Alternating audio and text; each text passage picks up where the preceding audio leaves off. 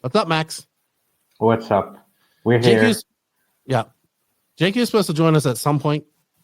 Probably him. He'll probably join us when we're done, knowing him. But with that said, I think we're just not even gonna get chitty chat too much. We're just gonna get on right with this because this time we're really not gonna do a long podcast. Your girlfriend, we're gonna show your girlfriend that we can do this in a steady amount of time. Yeah. You on with that? Tell her start that timer because we're about to start that intro. Boom.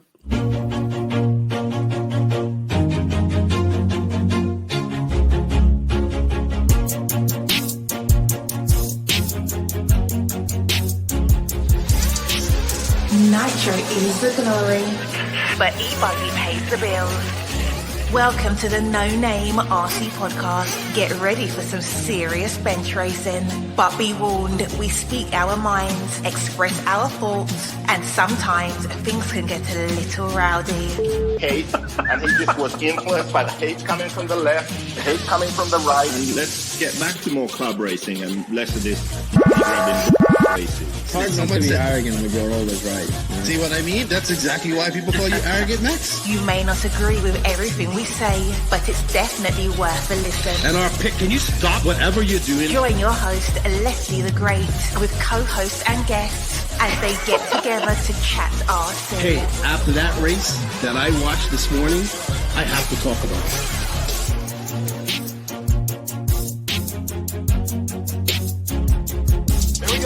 $100 right here, $100 throw. Oh no! I like this.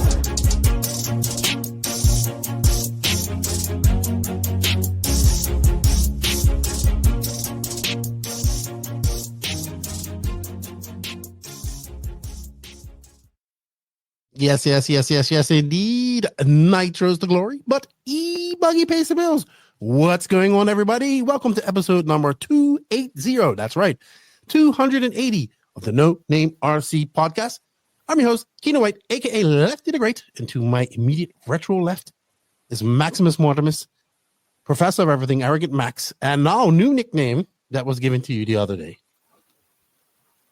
by one of our YouTube commenters, Monotone Max.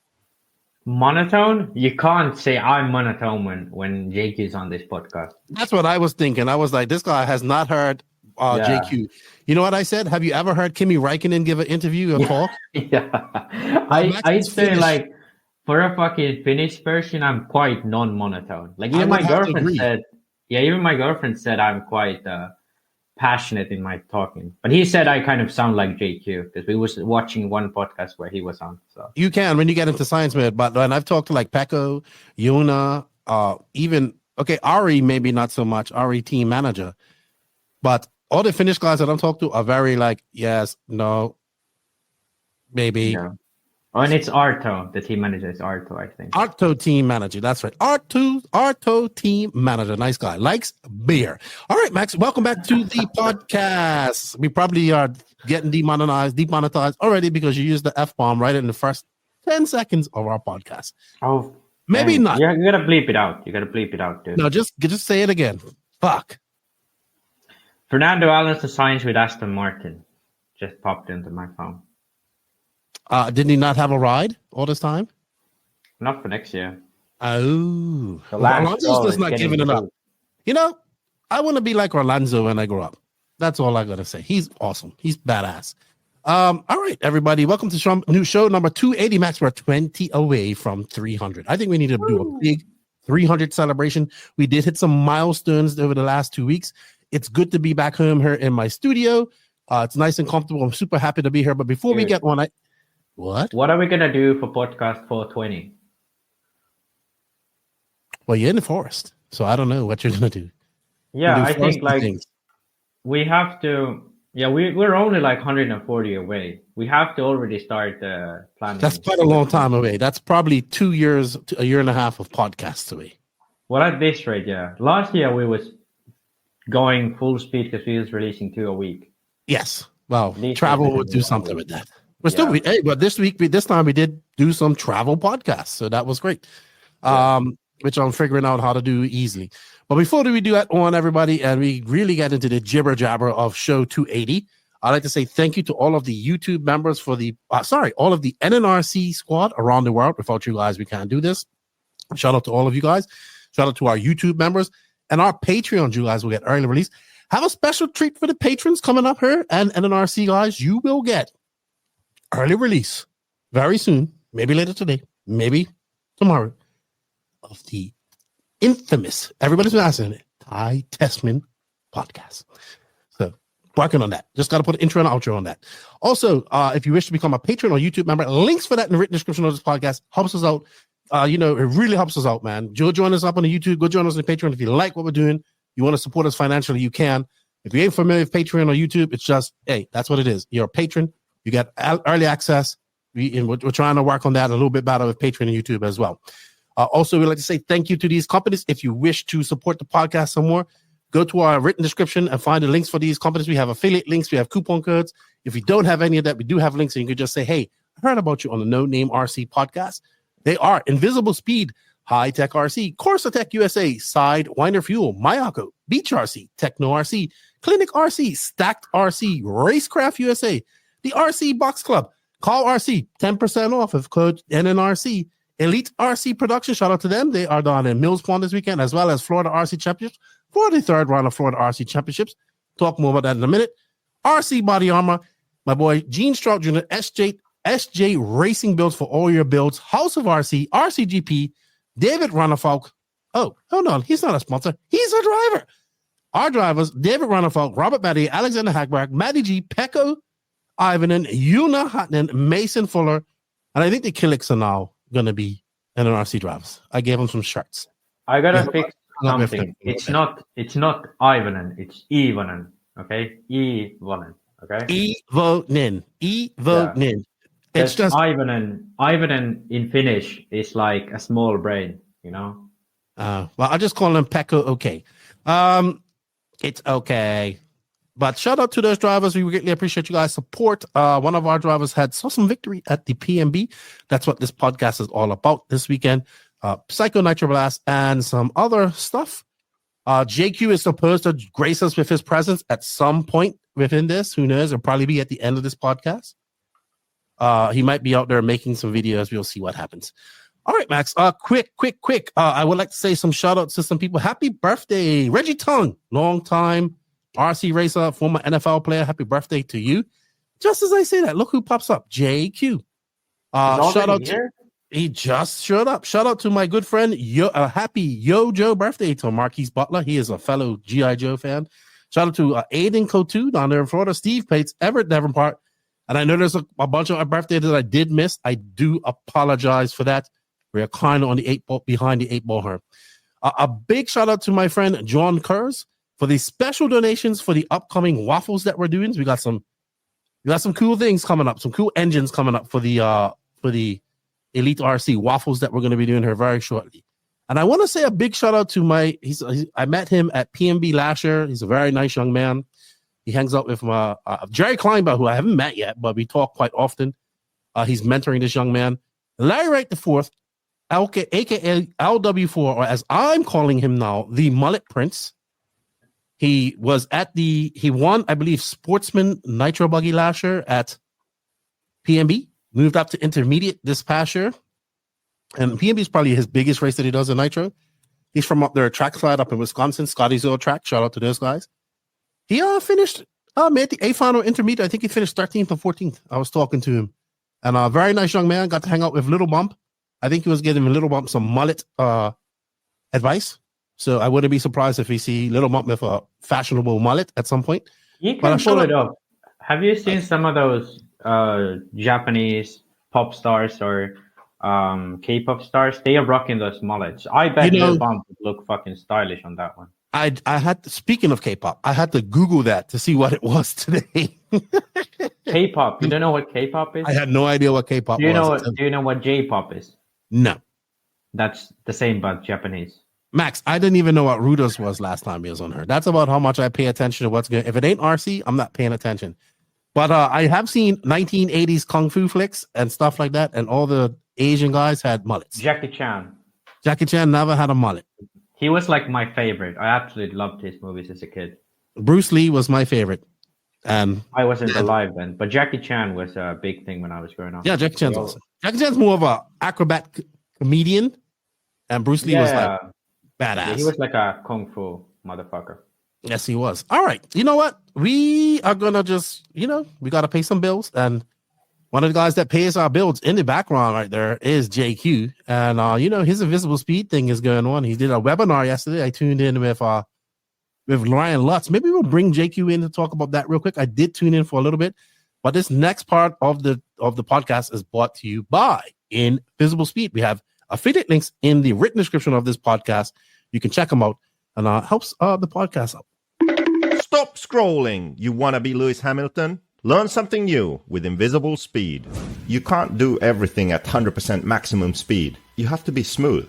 I mean, when you drive a real car, if you drive a real car, how do you just, when you get to a 90-degree corner to turn into the parking lot, do you go like that with the steering wheel? Do you like slam on the throttle and the brake? No. You probably turn the wheel smooth and get on the throttle smooth. Same thing with an RC car. If you want to learn more and make your speed visible, stop scrolling. Stop scrolling. JQ, welcome. Oh, Vice host. What's up? Hey, I'm actually surprised that you're here on time, somewhat. I was expecting to show up a little bit later. We are not to the part of the podcast that we kind of want you on, but it'd be good to have you here because we do have some topics to talk about that I would love to get your opinion on. But I tuned into Invisible Speed yesterday with Ryan Lutz. It was very good. You had some good questions. I didn't get to the end because I had to go. Yeah, man. How's things going with Invisible Speed? Seemed to have a good bit of people in there yesterday. I know you're doing something with Powell. I did record with him, JQ. After you left me yesterday, we went on for an hour and 20 minutes. Okay, so nice. It's probably going to have to be a whole podcast because it was supposed to only be a 20-minute section, and then we went on for 120 minutes. I mean, an hour and 20 minutes. Put part of it as a segment. And then I have to go edit that all up. I'm sorry, JQ. I've been busy. I have children. I have things to do. So I'm sorry. Okay. Tell us a little bit about Invisible Speed. Yeah, so we changed it up now because I got the feeling that the price was too much. People weren't buying the course. So we changed it now to 3-month access, $49 or euros. So hopefully that will encourage people to give it a try. And so far, so good. We'll have a bunch of new people signing up. And we have live meetings. Ryan Lutz is in many of them this year. And we'll have meetings throughout the summer now. And if you can't catch them live, they are in the course material. You can watch them whenever you have time. And of course, the normal videos are there too. So it's something that's constantly evolving. So basically, you finally followed my advice, is what you're trying to say. What's your advice? I told you a long time ago to make it less money for less time. You did? Yeah. Yes. Thanks for that. Yeah, I'm surprised you didn't. Max, hold on. It's 12:37. My iPhone has 99% charge, and JQ gave me. No, but I don't understand. This is a common issue with Joseph. He doesn't understand why people, because he has this autistic mindset. So he understands if there's a number, he can calculate what that means for him. But normal people, if you tell him, hey, you get this for $20 a month, or then you say, hey, you get this for $200, even though the $200 is so much cheaper, they will pay the $20 because their mind just cannot comprehend this. This is basic economics.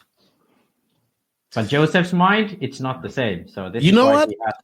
We might have to. I forgot. We might have to have a little sparring session between you two because you two are kind of going at it. Oh yeah, well. I responded to your comment about my feminist girlfriend and such on the last podcast. I don't know if you've watched it ever. No, I haven't. Okay, yeah. Well, you should play. Do you have it ready for me? No, but I'll play it later on. I can't actually. To be honest, I don't remember what I said either. So I would need a full briefing. What did I say? What did Max? Basically, you said, I said we needed to have an intervention for Max because he's now talking about e-buggies with the glory, and he was talking about titanium nuts for 15 minutes. And he said, of course he is, because he has a feminist vegan girlfriend, and of course he's going to be all about the environment now, and he thinks that Nitro messed up the environment. But Max rebutted you by saying he thinks that lipo batteries are actually worse for the environment than Nitro. Yeah. So why does he support electric then? Because he wants to get kicked off the podcast. Well, because you gotta of listen to my noise pollution. Because of that's a real thing, but it is definitely some hippie reason. No, it's because it's easier. It's more accessible. Yeah, it is easier for people to start. I think e-buggy should be. And I think laws of the capitalist world where everything has to evolve into faster and easier, and I pay you to do my work type of thing. No one's gonna pit for someone for fun. They gotta get paid for it, and no one's gonna be able to do that. And then everyone will change to electric, and then the pros have to adapt, and that then will be electric, thanks to the capitalist culture. And then everyone thinks, why did this happen? Wow. Yeah, I'm just the Padawan has now become the master, and he is now sparring against his master. Oh, by the way, now that Joseph's here, we released our NPC Truggy yesterday to our NPC members. Not like official. Really? We have everything ready. So if you're an NPC member, you might get a Truggy this year. Ooh. We don't know. You know, JQ is an e-buggy and Truggy specialist. So. And by the way, I have to say this. Joseph was like this to me. Please, can you design a Truggy? I couldn't care less. A few months go by. I'm like, hey, can you send me some of the CADs so I can get started? I make him like shock towers and stuff. And I'm like, okay, here's all the correct measurements. A few weeks go by. I hear nothing. Then a month goes by. And I'm like, hey, have you done any progress? This man has drawn on CAD a whole Truggy on his own, not even requested. I'm like, hey, should we just do hubs? He's like, no, I want to do knuckles. I want to do like everything new because it's Truggy. It's so special. I want to make a specific built Truggy for my Akko. So this guy went from I couldn't care less about Truggy to spending the last 2 months modeling Truggy here and there. I ended up didn't really model that much. I just told him what to draw. All right, so this is going right into our catch-up part of the podcast. The thing is that but Max drew the shock towers and knew the measurements of everything, like the arms and offset for hubs and all that stuff. Like that's the hard work, to figure out the actual size and geometry of everything and what to do. And then when you know that, it's kind of easy. If you have, for example, I have a knuckle and a rear hub, and we just change the measurement and done, basically, for some of the parts.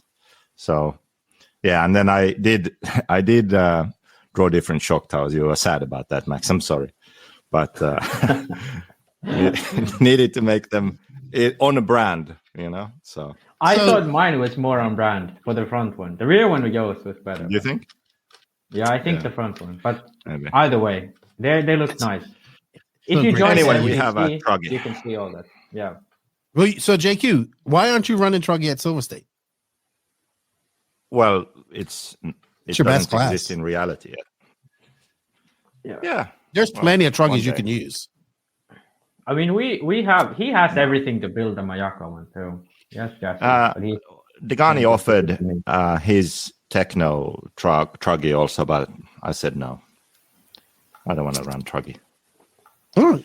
Well, let's get on to our catch-up. Right, let me say right off the bat, because I'm back. I got back at Monday night about 11 o'clock after spending 2 beautiful weeks in Portugal. A big shout-out to all the Portuguese people out there in the Figueiredo family for all their support. It was fun. I had a lot of fun with Joao, with Jose, Ricardo Montero, who I got to really sit off and talk to. So Ricardo goes, hey, Lefty, I saw you recorded a podcast. I was like, yeah, I'm using this tiny little hotel in there. So I stayed in Barcelonas this time, JQ, across the bridge for the second week I was there in a top hotel. It was small, but very nice. And he goes, I did not know this about Ricardo Montero because we got to really know each other and talk a lot. He was like, you could have just come to the studio. I'm like, you have a studio? So he's an esports manager, producer for an esports team in Portugal. and they have a full-fledged studio right there in Barcelos that I could have used. Okay. So I did not know about that. That was cool. He does League of Legends and what was the other game I said, Max? Varian or something like that? Valorant. Valorant. That's it. So he manages that, lives right there. They have a full studio. So the next time I go to Barcelos, I'll be there, which I'm told I'm coming to Barcelos 3 times next year. Who did you say is doing this? Ricardo Montero. Montero. Oh, okay. Yeah. So I really I've talked to him, but I really sat off and talked to him quite a lot. But yeah, Jose says, be prepared. You're coming back to Barcelona 3 times next year. For what? IBC? IBC, Euros warm up. So that's one race. Euros, and then e-buggy Worlds. Yeah. Wait. What Euros are there next year? The HCL Off-Road. World? Nationals? World? Really? Euros? I know. We talked about this with we talked about this with Keenan on the last podcast. So oh my God. Instead of... Okay, so hear me out. This is the reality we live in. 2022, we have Euros at IBC or Barcelos and Worlds at Redovan. Okay. 2023, we have Euros at Redovan. Okay. Nothing at Barcelos. 2024, we have Worlds at Redovan, and then Chile, which was the Euros in 2019. And then 2025, we have Euros and e-buggy Worlds at Barcelos. So wait. So we are basically rotating these 2 tracks for the last 4 years. Can we run 25% fuel in Portugal now? No. You can, but you need a license. No, wait, for the Euros. Because wasn't that...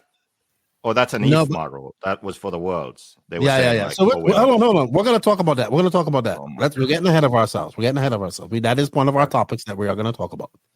So calm your tits, JQ and Max. Okay? You guys may be Jedi Masters, but I am a Grand Master. I'm a fat Yoda. I would say Jabba the Hutt, though. You're more like Jabba the Hutt. I knew you was going to. You know what? There was a Jedi Hutt, by the way. Really? It was pretty badass.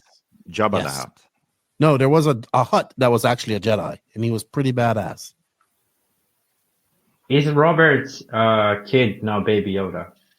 No, it's Niels. His name is Niels. But Robert is like, what's Robert? Does he have Neil, not Niels. Is it really Neil? It's Nils. No. Yes. Are you sure? Yes. He never said S. He has never said S on the end of that.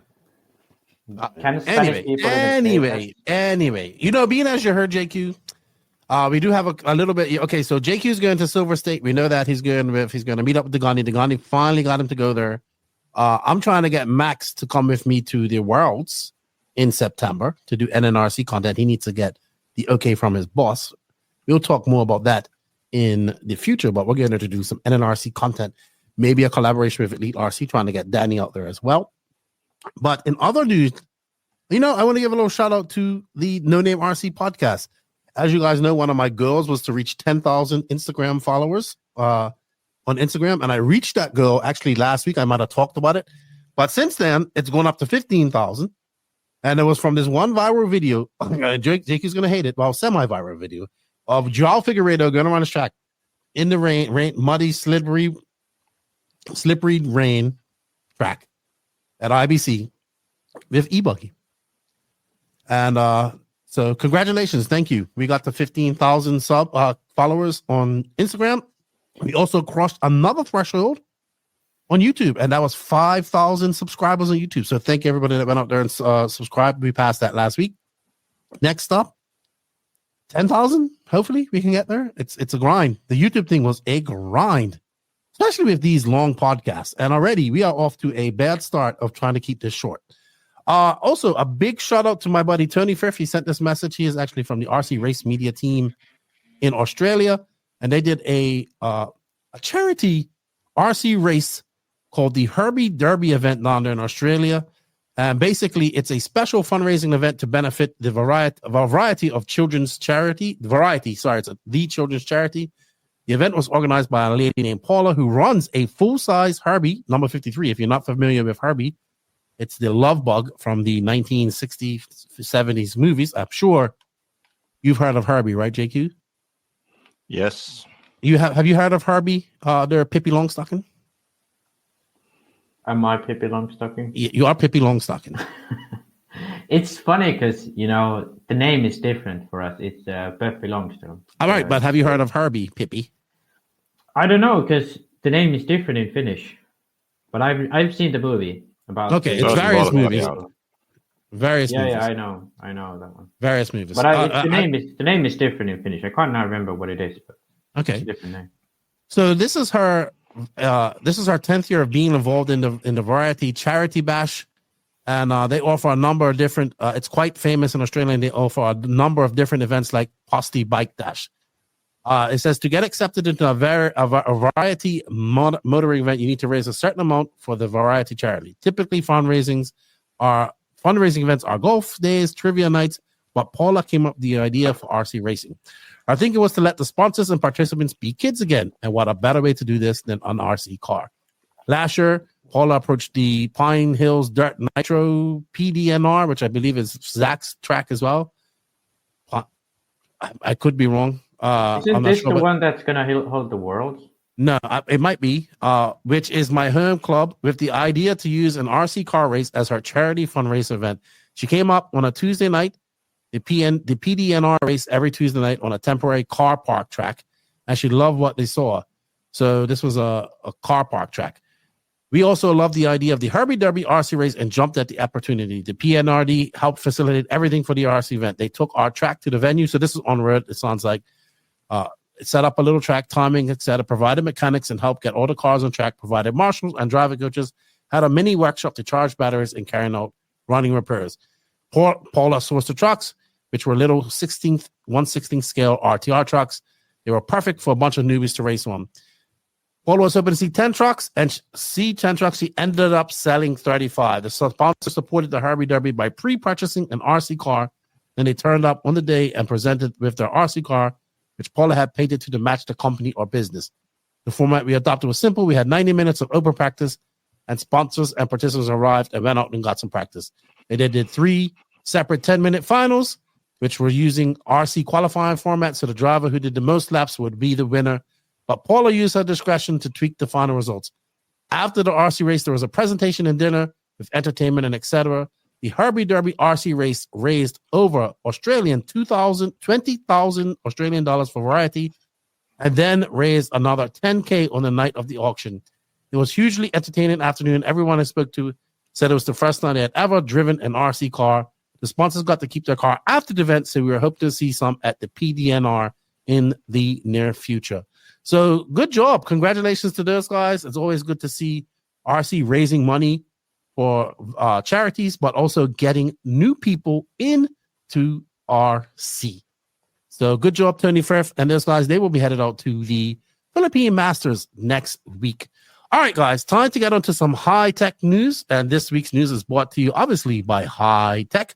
Hitec is coming in strong and in charge in 2024 with the introduction of our new suite of new chargers, the RDX2 200, the RDX2 800, and the RDX 4.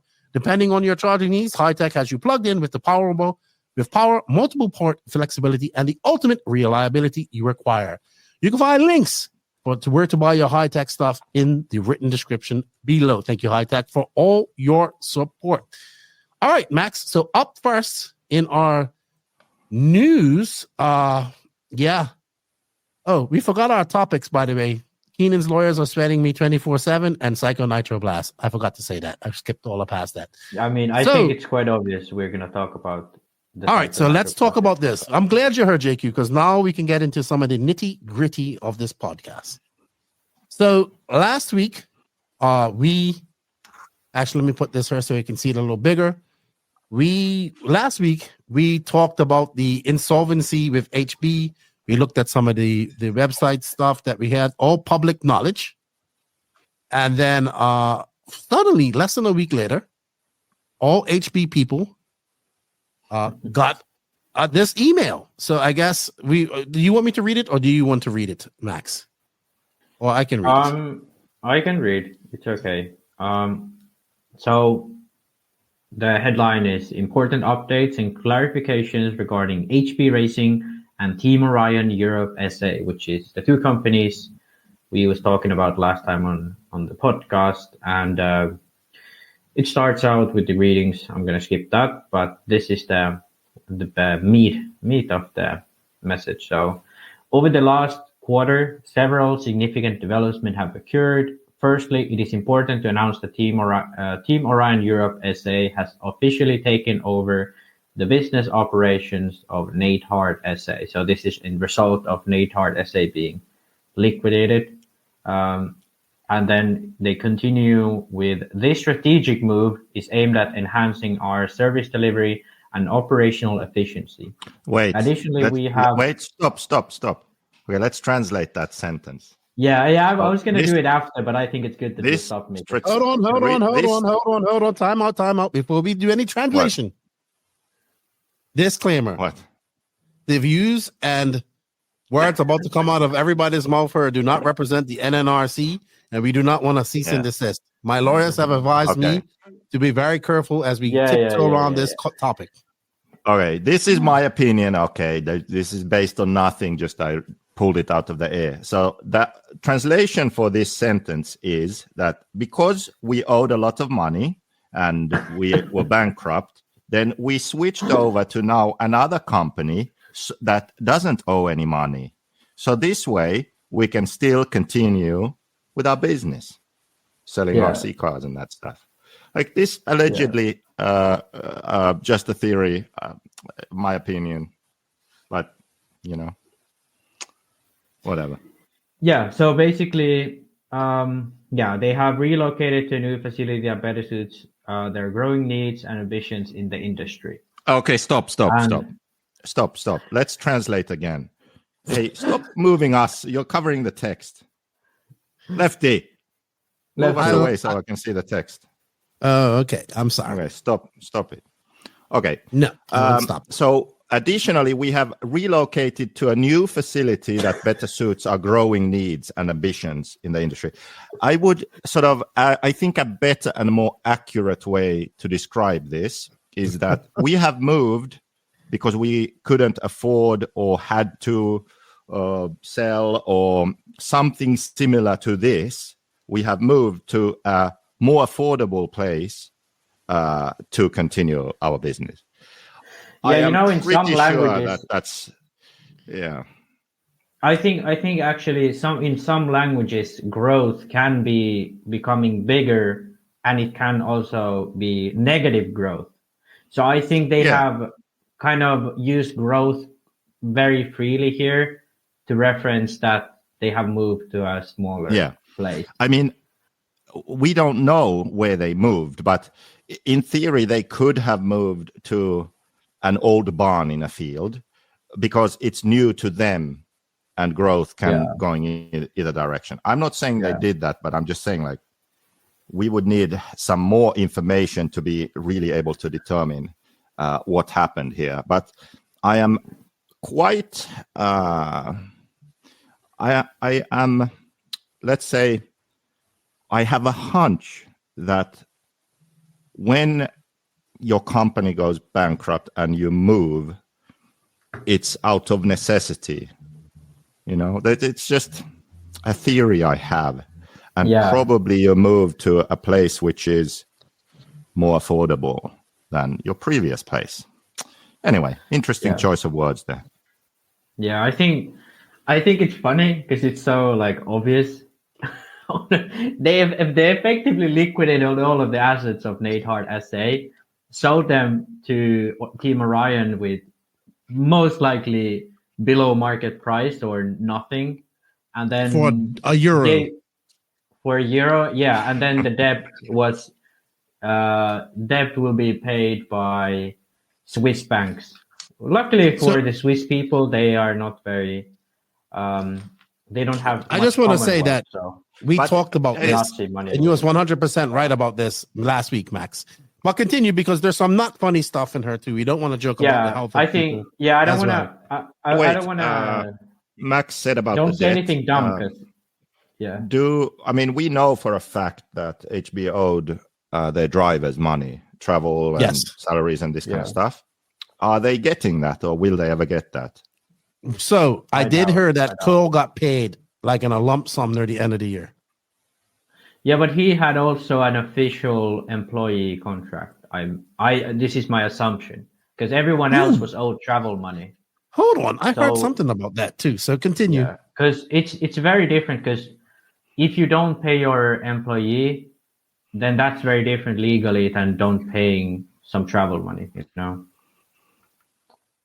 Exactly. Okay, I had somebody message me saying the same thing that you said, Max. Yeah.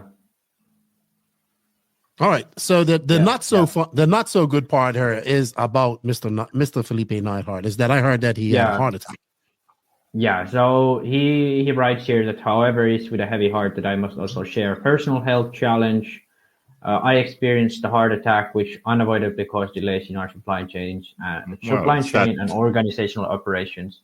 Yeah, I'm glad that is okay. That's not a joke about somebody having a heart attack. Yeah, I do understand.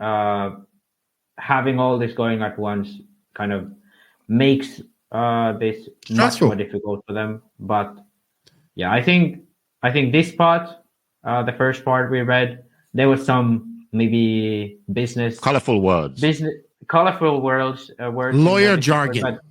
But I think what he writes here is kind of the more honest part, which is they probably weren't doing that well financially, and then he also on top of that had health issues. And I think at the end of the day, let me read this to the end. He's healthy. He's made a full recovery, and he's back in it. He wants to start afresh, and they are transitioning to the new location and effectively restructuring under the Team Orion Europe SA. And yeah, they effectively, he says that they are now starting with a fresh start. I went to their website today, and they had already released some updates to HB Racing products, their pictures, new 10 scale cars or something too as well. Yeah, but I think like now being like more fair to HB, like obviously we joke about all that business jargon and colorful words and stuff, but at the end of the day, like I do believe Neidhart has been kind of passionate about RC, at least in some sense, for quite a while. And I think this kind of gives them a new start, because I think with all this transition in the late 2000s, and then all what went down with HPI and hiring a lot of drivers back in the day and growing much bigger than realistically they were. I think they're back now to where HB Racing should have been for a while now. And I think, COVID kind of made the inevitable collapse of the business corporation much quicker, and now they are kind of starting afresh. I do feel bad for those people who had worked their whole life at Orion, like Oscar Janssen, who basically is the whole man behind that brand. Luckily, he's on to new adventures. I hope he does well there. But at least Philip can have some sort of starting afresh for his later years in his career. So I do feel good for that, and I do feel HB has a place in RC, but also I think it's too late. I think it's also I heard from dealers that they are supposed to get parts and kits available to them in April. Once again, I just want to reiterate, the joking part is about the business side. We literally talked about this last week and exposed it all, and I can't believe if in less than a week they have a response.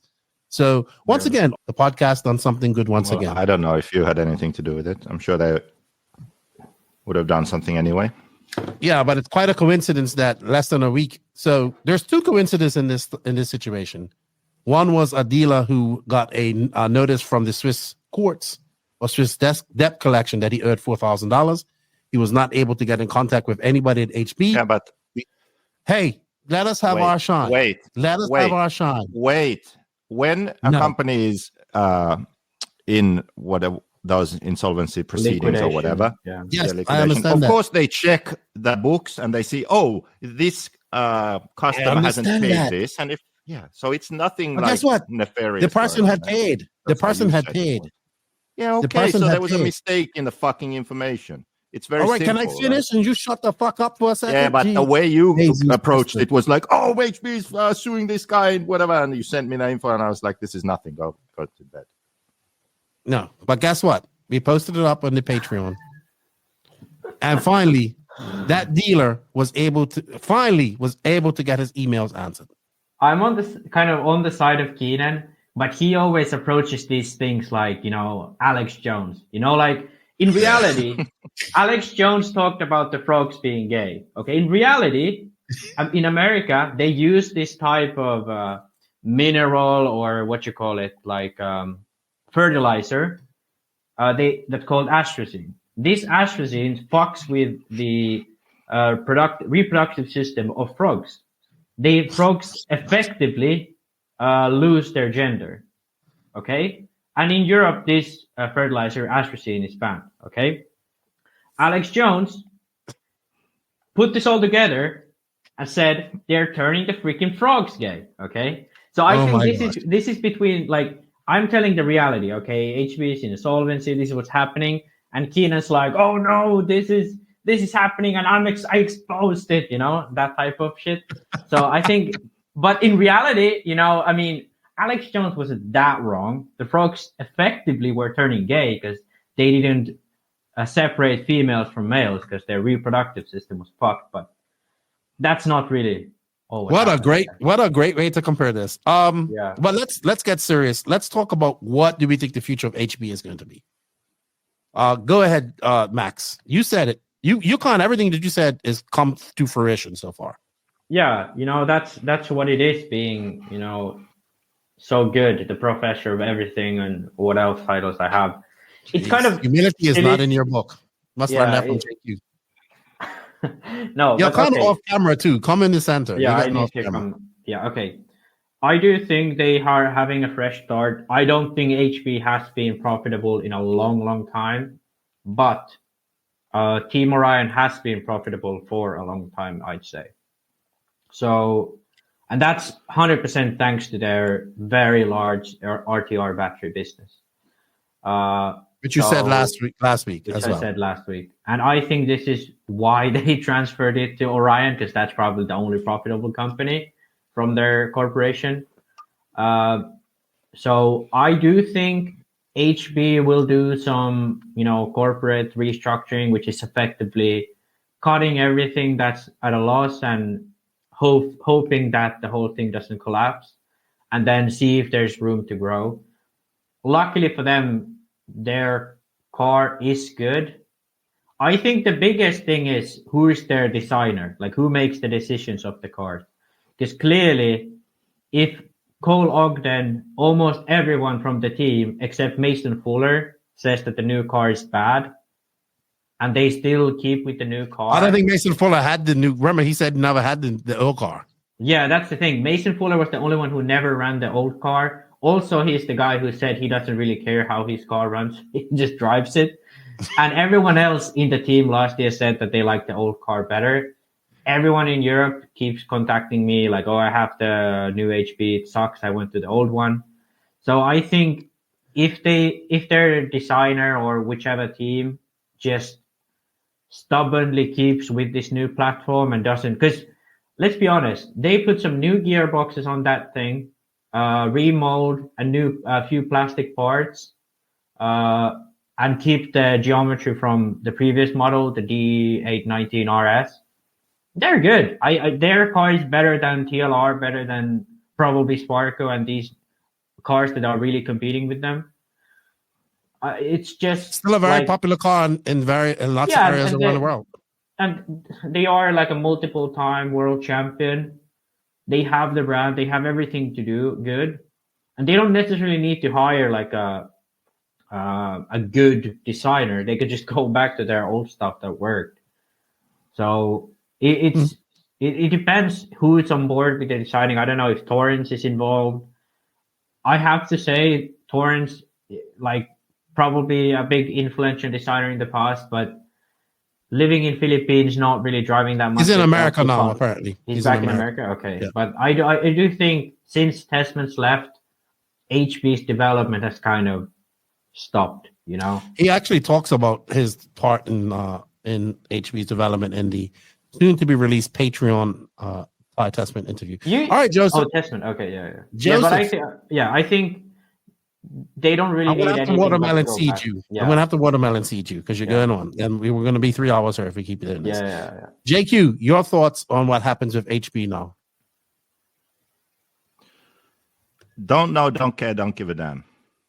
Quick and easy. I'm pretty sure that we are definitely even more so on HB's naughty list after this podcast. I think that the car stays popular in certain areas around this HB diehards who like it. I think they need a new car because a lot of these people want quick access diffs. We talk about that. We talk about the shims and stuff like that. You know, needing a whole bunch of shims for the rear diff and all that there. With so many chassis manufacturers in RC right now, it's very different from what it used to be. And I mean, we've seen this happen with HB a few times where they run out of parts and they run out of kits. And basically it's owing money to the factory to replace this. So I don't know what's going to be different now. Maybe less drivers to pay. So for maybe sure, they're more effective. The amount of drivers HB had in late 2010s is insane. But they also give very, very good deals out. Like extremely good but deals. that's on the American end. That's different because that's on the American distribution. But back then they didn't own HB. It went all those drivers and everything was, I think, before they owned it. But what I was going to say is that the industry is really difficult. I mean, for the racing side, like if you have a racing brand. Yes. And it's been that way for, I don't know, for 15 years at least now. And it's worse now. And there was like a 10-year period there. About 10-year period from, let's say, 2000 to 2010, approximately. That was really good. And then after that, it's been really difficult. And part of that is because the manufacturers started making brands and cars and everything for everyone, where before there were much fewer brands. So those fewer brands were able to have a good market size and make money. And then when all these different brands like JQ Racing and all these jokes of brands, everyone thought they can make something themselves. When they started popping up, the market didn't really grow. Everyone's slice just got smaller. And that's kind of what we are still struggling with. So unless that changes, I don't see how the situation will change, because I don't think that the industry as a whole is going to grow a lot. So now we have brands that they make their money somewhere else, play around in racing, or small kind of boutique brands, you could say, who do okay, but they can never do something, big because they are small. Yeah, and now there's even more brands than what it was 10 years ago. So it's even harder. That actually is about the same. Yeah, it's a great segue into our next topic, which is Infinity. Finally, are you going to bring it up, or you want to bring it up, Max? I'll bring it up. You can bring it up. Infinity finally releasing their coming soon. I mean, this is all we got. But Jake, you touched on this when you was on her last. Your thoughts on this car? But Infinity finally going to release their Nitro Buggy, I guess, or Nitro. Yeah. Whatever we are looking at. Okay. I gotta. You talk about this, but I'll show you something in a bit. So this is the advert on Facebook, by the way. We'll remove that because it's just a. You talk about it. I need to show you something in a bit. I'm gonna search it up. I mean, I think last time I just said that I wasn't impressed. Infinity has such a big budget and everything, and they could make something really cool and different and nice, but they made a car from 2004 or something, you know? So it's kind of disappointing in a way. Yeah, you did say that. But I heard there's supposed to be some big plans for distribution in the USA with certain people and all this type of stuff, and how they're going to come in and buy all the drivers and all that type of stuff. I don't see that happening. No. I just don't see it happening. No, I don't think it's going to go anywhere. Oof, to be honest. Okay. All right. What about you, Max? Okay. Can you bring the Infinity picture up again? Again. Okay. Yeah. Let's take a good look at it. You mean just the black square? Yeah. Just the picture. Okay. So there you go. Do you want me to zoom in on it or anything? So you have this Infinity, very shady car, everything. And then, a brand that was released this year, their first image that they released. Okay. This is going to trigger JQ. So. Why? Well, I do think the Infinity and Sparko, effectively their whole thing is the same. They have a shady picture of the outline of the car and then they have comics. So I think they're copying Sparko's advertising tactics. It's not copying. That's like the obvious first thing that comes to mind. Yeah. So everyone. I mean, yeah, but like, I think just goes on the top of that, like how disappointing it is. Like, oh gosh, Sparko did as good advertisement than they had. All right. Yeah. Just next immediately subject, that. Next subject on the list to talk about is the top 25 RC. Does anybody want to rant about this? It's not. You know what? The top 25 is getting people as triggered as possible. They removed Tebow and Tessman from the list. Did they? I did not notice that. I think they did. Because they are retired? Yeah, because there was like the first few lists of this year, they had both. They had both Tebow and... Oh, they're gone. Tebow and... Because right now you're looking at this, why are they three new names? Well, that's because both Tebow and Tessman are taken off the list. I mean, I could be wrong, and by some miracle, both of these had a good result that dropped off, and now they're out the list, but I really highly doubt that. Because they was on both of the lists released earlier on this year. Then people in the comments was arguing about it, and now apparently they're off the list. I did not notice that, but you know what? People aren't commenting on this anymore. It seems like it doesn't trigger people. I think they need you back. Maybe, yeah, but to be honest, there's nothing like arguable about this because Ongaro is arguably the best. I don't think there's even that much of an argument to it. Maybe you could put Maifield on top of Phend, but his DNC result is really hurting him. Boots, you could say he's too high up, but to be honest, recently he has been this good. I would say that's pretty accurate. Yeah, and then I would say Spencer Rivkin should be in that top 5 now, or close to it, higher up. No. I'd say Berton should be below. Yeah. Rivkin. Berton, I wouldn't agree with that. Yeah, I would say that Fuller. Well, Rivkin should be higher. And that's I don't think so. I mean, do you think Rivkin is better than Boots or Canas or Fuller? No, I said he should be higher than Berton right now. Yeah. But I think you move Berton down to 8th, and your top 10 is pretty accurate. Yeah, I put Mason up in 6th. I would put Ricardo down. Oh, okay. Yeah, I missed that. Berton to 8th, Mason and Spencer up, and then you have your top 10. You know what? We need to go look at Mod's rankings as well. See what they're doing. The thing with these rankings, it's at the end of the day, the top 25 is good enough where another ranking can't really take it over. Because like if top 25 was so shitty, then like, yeah, sure, someone else could do a better one. Or then, because you have to kind of find a way to market it better. But so far, no one has done that. Yeah, but we're going to talk about something that has nothing to do with rankings, but it's an actual point series coming up soon.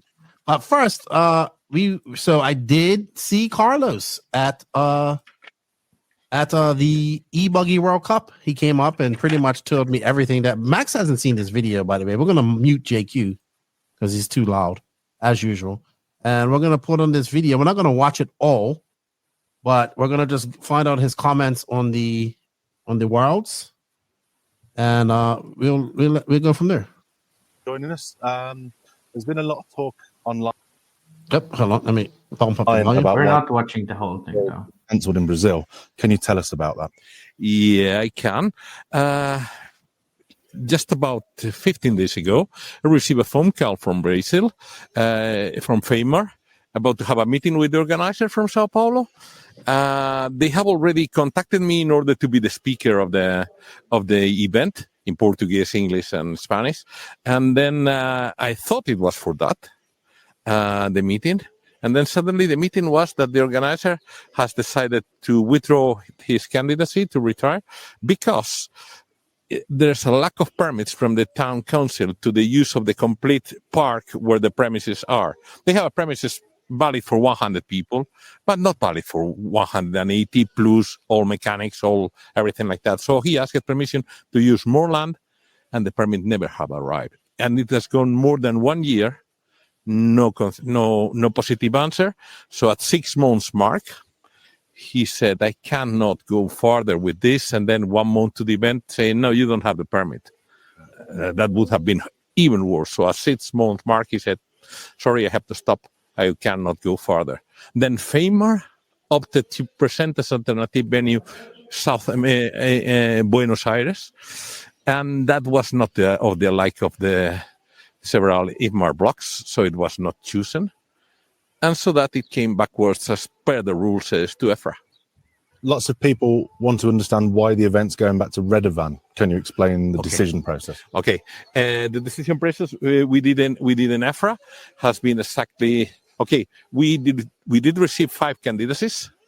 Out of 5 candidacies, 3 had the problem of the limit of the fuel, because those countries cannot run over 16, and the Ifmar rules says that the fuel amount, the amount of nitro in the fuel must be 25 or up to 25. So we cannot limit the right to the people who use it to drive on 25, not to drive this 25. So at the end, out of the 5, only 2 European were able to, that were Barcelos and Redovan. So we had a meeting with Ifmar. EFRA had a meeting with Ifmar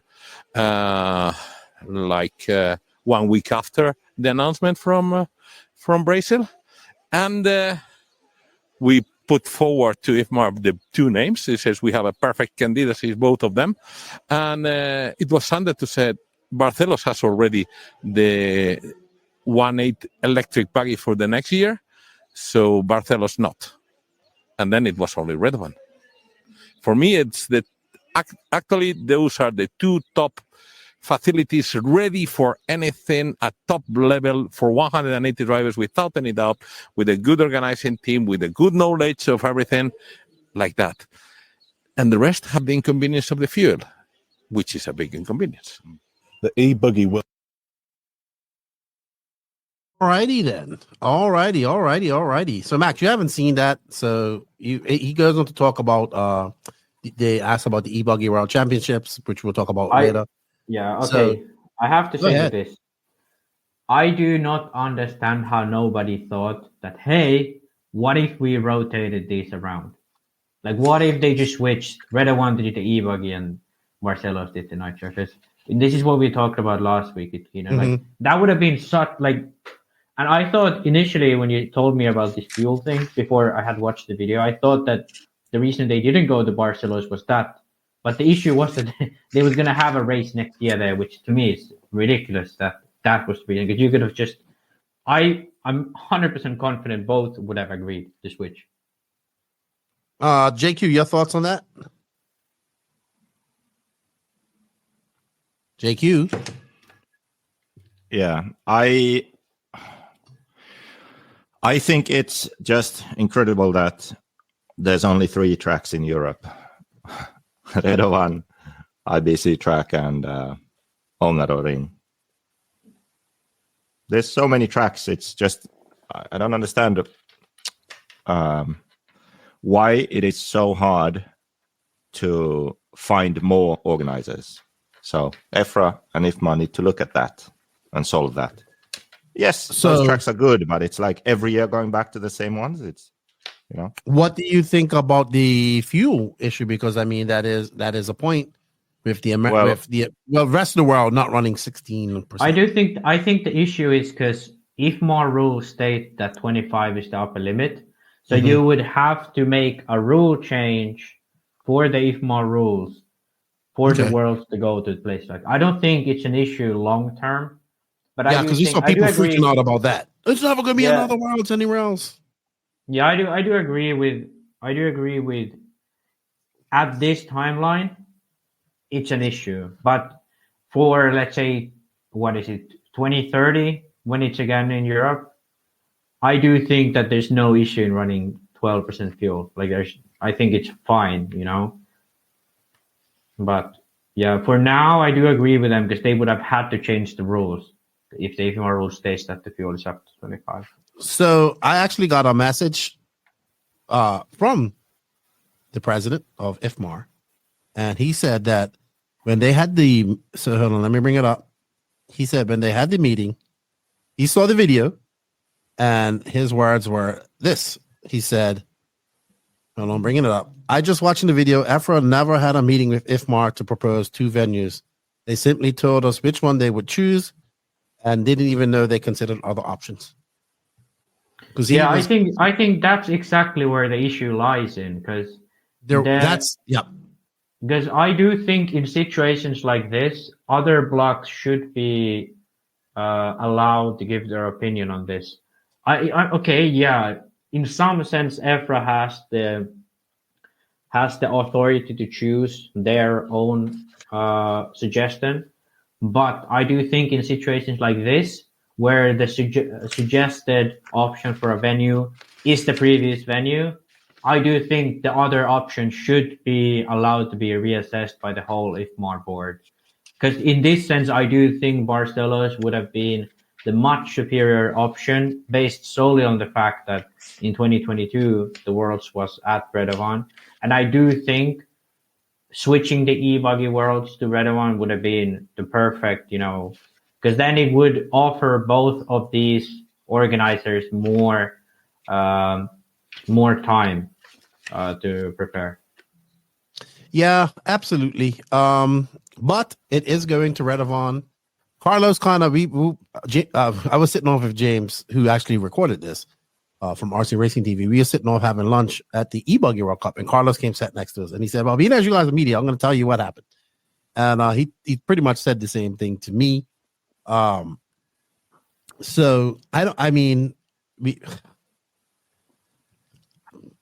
the conspiracy side of me wants to come out and say something, but I mean, at the end of the day, I think that Portugal would have been able to hold it. I think the best thing would have been to do was switch it back and forth. But here's the good thing. The American top racers seem to be very happy about this decision. Of course, because they were scared of going to Brazil. Well, not just because of the not wanting to go to Brazil. I think they've been to Redovan. They know how, we talked about this. They know how the track is going to develop. The Balders, who put on an exceptionally great show and did a great job of the event back in 2022. They have promised to change the track completely. In fact, it's mandatory. I asked Carlos, but that is mandatory that they have to change it. So I think it's like, hey, I like the attitude by them. Like Ryan Lutz said, hey, I got another round to do this. We're going to see all the top guys going there. I am excited to be going to. We're going to Redovan, hopefully, Max, if you get the time off. And I'm excited for it. JQ, are you excited to? Well, no, you've been to Redovan. You guys have been to Redovan so many times. I've been to Redovan like 4 or 5 times. Right, but now we're going to have a pretty much complete track change. So that's going to be fun. It's going to make it different. Well, I've been to Redovan and I think 2 or 3 different layouts. No, but not like a complete track layout. I have been to 2 completely different and 2 partly different. All right. Well, we're not going to beat that horse to death any further. We are going to move right on to our... Jakey, did you have anything to say about that before we leave and go on? No. Ooh, was that a fart or was that just your chair? It wasn't. It was my chair. It was a Finnish reindeer fart. All right. Up next is the CorsaTec USA race recap. CorsaTec USA is your one-stop shop for all things CorsaTec in the USA. You can all purchase all of your CorsaTec range of products for nitro and electric-powered systems and accessories used by world and European champions David Ronfalk and Robert Battier. Established in 2022, CorsaTec was founded by Adrian Bertin, 3-time Ifmar champion and in GP, and Oscar Jensen, 5-time European champion in the electric classes. CorsaTec is made by racers for racers, all available in the USA. You can find the link for the CorsaTec USA in the written description of this podcast.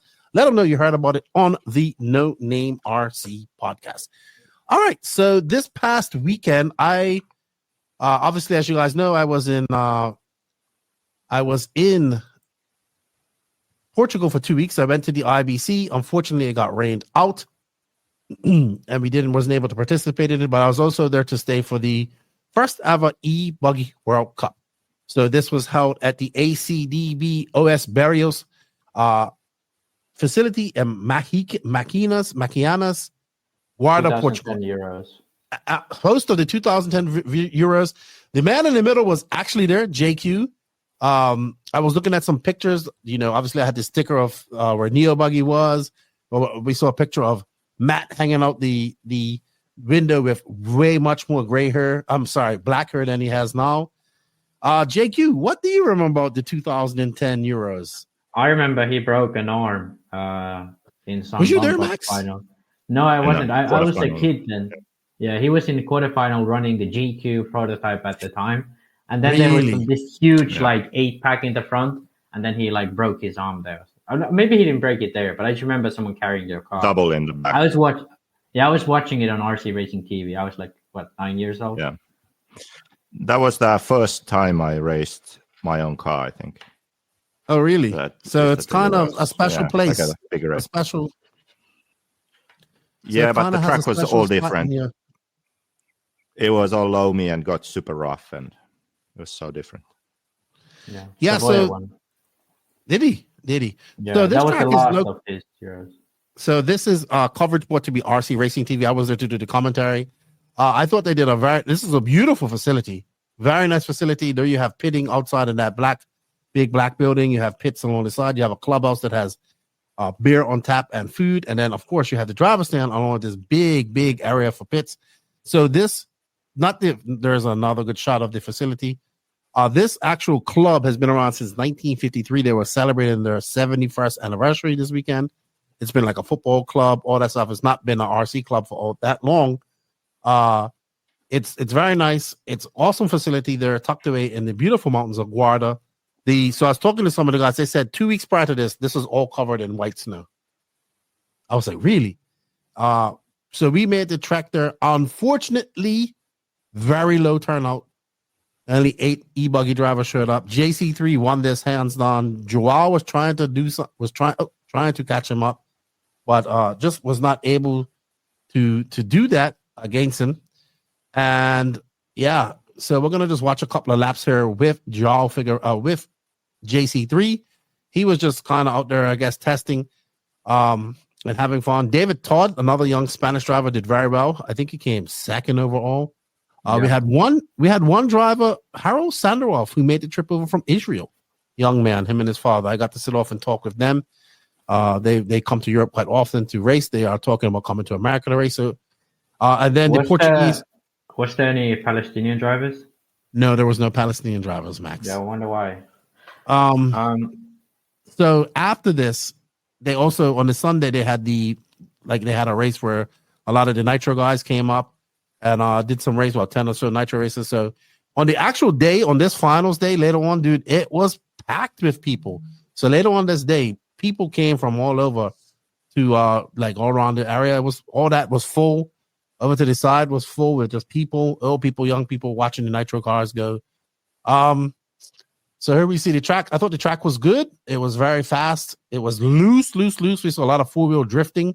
We had some rain the night before, so it was very hard packed. I got to work with the Powder and Paulo, the guys I worked with from IBC.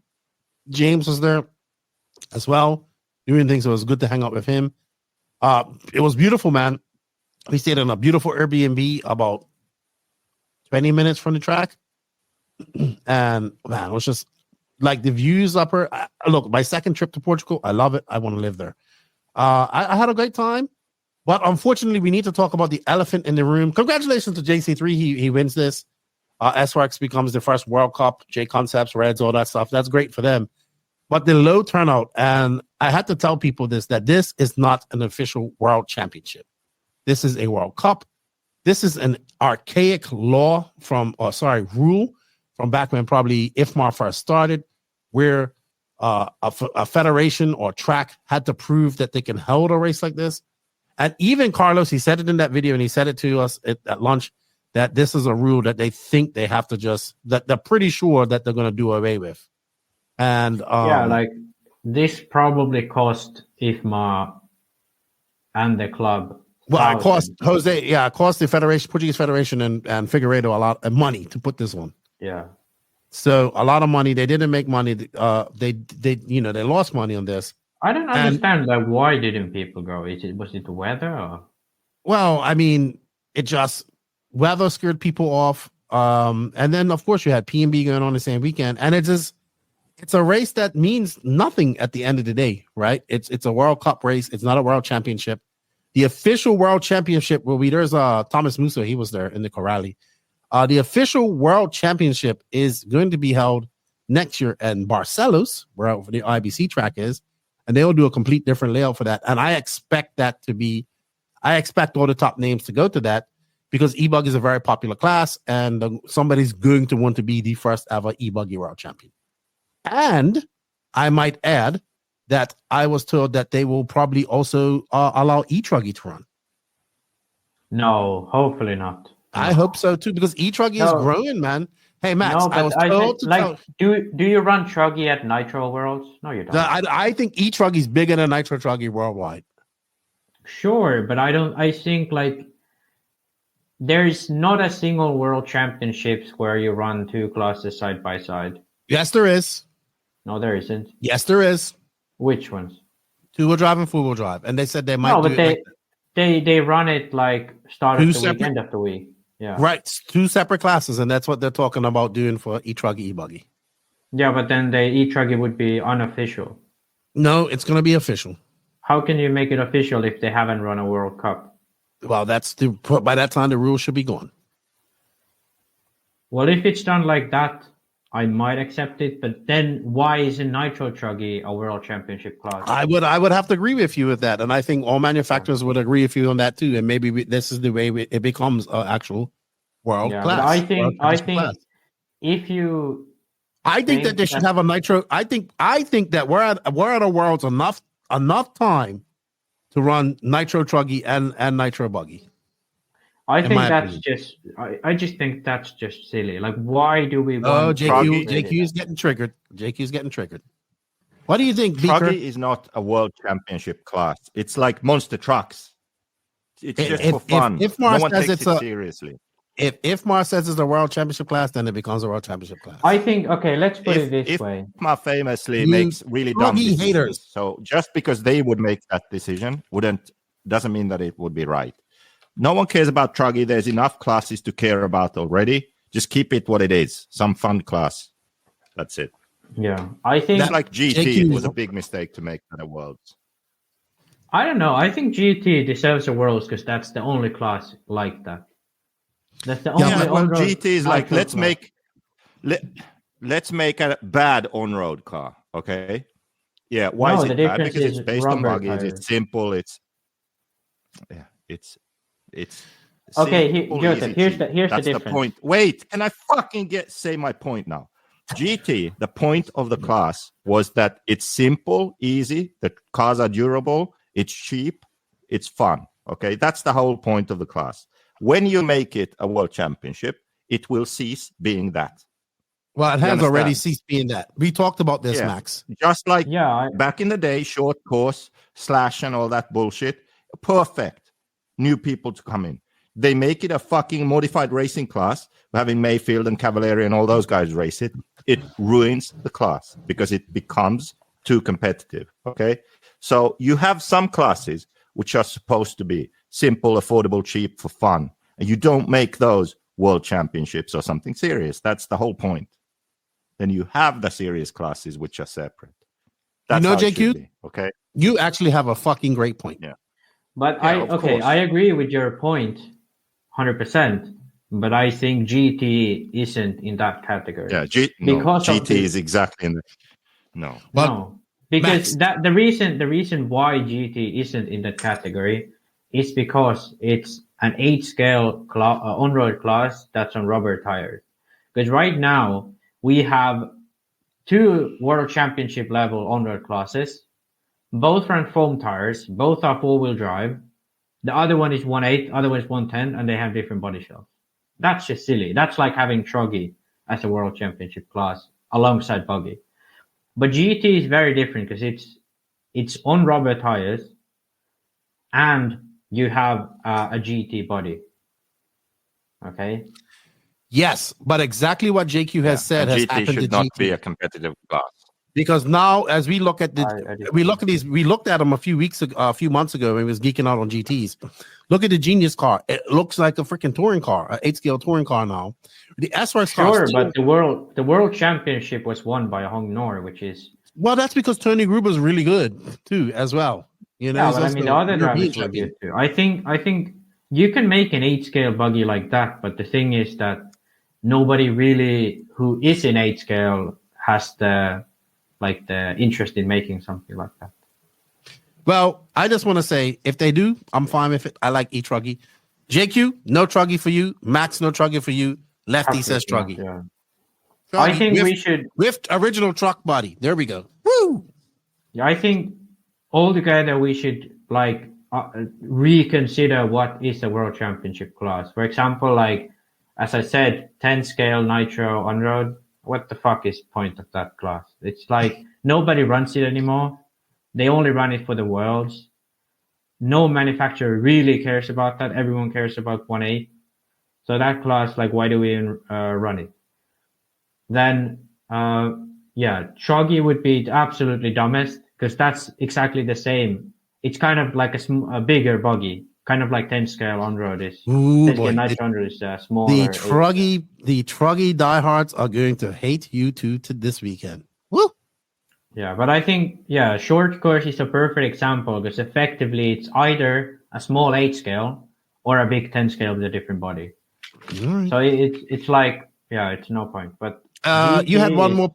Very different. We had one more. So this is an argument that we probably take this to another podcast between you two. But you both bring up both valid points. I like JQ's point about it making it too competitive. GT was a good example of how the GT cars are going. But I mean, it's already a competitive class in America, and it's, as I was told to tell you, Max, that it's growing in America. It's growing in Europe, especially E-Truggy, by a European. So yeah, but I think that it doesn't matter how many run it. You're never wrong, Max. No, to me, there's no argument on how many run it. I think it's about what is already established and is there a space for something like that. Nitro Buggy, E-Buggy. They're completely different platforms, okay? You can run Nitro or E-Buggy. But Truggy and Buggy, they're effectively the same. They have bigger tires and a slightly bigger car. It's no point. GT, I think it has a space in RC. And if you went to Latin America and you asked what's the most important RC, I want a GT. Yeah, I think ask anyone in Latin America and they're gonna tell you GT is their most competitive class. It's very big. It's very big. I think it's very Eurocentric to say that GT is not worth it because we run other classes a lot more. The only way that GT should have a worlds is if they had strict rules which kept the cost down and kept the cost. Good example. Good example. They had strict rules before, like where you can run an engine under. You had to run an engine under a certain price and all that type of stuff So, but like I said, it's kind of spiraling out of control. And yes, the RC I don't think it's engine out of control. If you look at the Serpent, which was one of the fastest GTs there at the Worlds, that cost approximately similar price to Nitro Buggy. I think it's one of these false things, because you can make a 10-scale buggy cost $1,000. Like HP made a $600 10-scale buggy that absolutely sucked, you know? So it's not, it's like, it just looks different, you know? And none of these, like Ongaro went to the GT Worlds with his genius car, absolutely sucked. You know, a guy with the fucking, Dorn Neumann with a shortened shock S-Works won it, you know? Now at the Worlds, Dorn has had much experience running different classes than in Onward, I believe. I think. Sure, but I mean, Ongaro run the high-end fucking GT car. You bring up a very valid point. You bring up a very. I think it's same as saying that, you know, 8-scale is ruined if you bring active rear suspension, active rear, you know, towing to 8-scale. Like no, 8-scale is ruined because it has so much. You have to tune it on a setup station and so on. So I think it's all right. I'm watermelon seeding you again. Kumquat watermelon seed. You have a post-race comment. Canas, who's now accepting JC3 as his moniker. Traveling quite a lot. He is. He's putting in that work. I was talking to him. He said he's going to Silver State. He said a lot of these guys told me that they are all coming to AMS in November as well. Yeah. So he said next year he wants to do all the race time events. So it would be SIC, PNB, Wicked Weekend, and AMS. The only problem with Wicked Weekend, it kind of clashes with the Euros this year. So I think they would have come. So that's good. Canas is putting in the work that's needed. I said, how do you feel about Redavon? He's like, I said, you just wonder. He's like, well, let's go. I'm ready. So it's going to be interesting to see. He's putting in that work. He's living that RC life, and that's why he's probably top 3 best drivers in the world at the moment. So, anything you wanted to add to that before we move on to our main topic, Maximus? No, but please don't make Truggy a world championship class. We need less, not more. How about you, Jakey? One last comment before we move on. Move on already. Jesus. All right. Coming up next, don't worry, but we have a race coming up. It is Dakota Slideways Midwest Nationals, which is happening July 13th to 14th in South Dakota. They have 8-scale Nitro Buggy, 8-scale Truggy, E-Buggy, E-Truggy, 10-scale Open, E-Buggy, and Novice. It's presented by Amy and Hobbies Protec RC and various other companies. This is a cash payout race. That's right, everybody. You can win some money at this race. I believe they have over $7,500 up for grabs. So let's bring it up here. I do have it. $50. The race fees are $50. Pro class paying out $1,000 for first, $500 for second, $350 for third, $150 for fourth, and $75 for fifth. E-Buggy will have a $40 entry fee with 50% of the pot going to the payout of the top 5 for the top 3 pro classes. The B-Man winner also has an option if you win. The B-Man, you can get $100 cash, but do not get into the main. If you take the cash, you bump up into the main. It's going to be hosted by Food is going to be hosted by TJ's Barbecued Food Truck, which sounds awesome. This is at the Aberdeen, South Dakota, Brown County Fairgrounds. If you want to find out any more information, you can go to the Dakota Slideways Facebook page. Hit up Jason Klinkner, I believe that is his name as well, on Facebook as well. Check him out. Coming up July 13th. Put this on your calendar if you want to go. And guess what? We even have a video for it. So that's always good when people send us videos. Dakota Slideways Midwest National, July 13th to 24th. And I thought we had a video for it. Where is it? Did I lose it?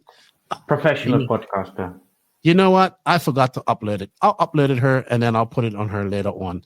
But Dakota Slideways Midwest Nationals, July 13th to 14th. Check them out on Facebook or check out Jason Klinkner. Max, professional podcaster that makes mistakes and accepts mistakes. Yeah. That's what we are. You haven't learned the thing about life. You never accept that you're wrong. Like you. Yeah. Ooh, Max, are we getting salty? Today? No, I don't know. I feel, because the thing about why I went. He brings out your worst side in you. JQ brings out your worst side. No, the thing, because I feel GT is one of the coolest classes. Are we still going on? I like GT. I get it. You know but what? I get JQ's point. Done already. Hey, listen, I'm losing interest. Let's talk about that thing that you said that we needed to hash out. Something about his vegan girlfriend, or was that? Oh my! No. We're going on to PNB. We're going on to PNB right now. I don't think JQ even has a good rebuttal on that because I was absolutely right that he'd agree. You know what? We're going to give you guys was 5 there more minutes. to that story? Wait, was there more to the story, or was it just that you think that like batteries actually pollute more?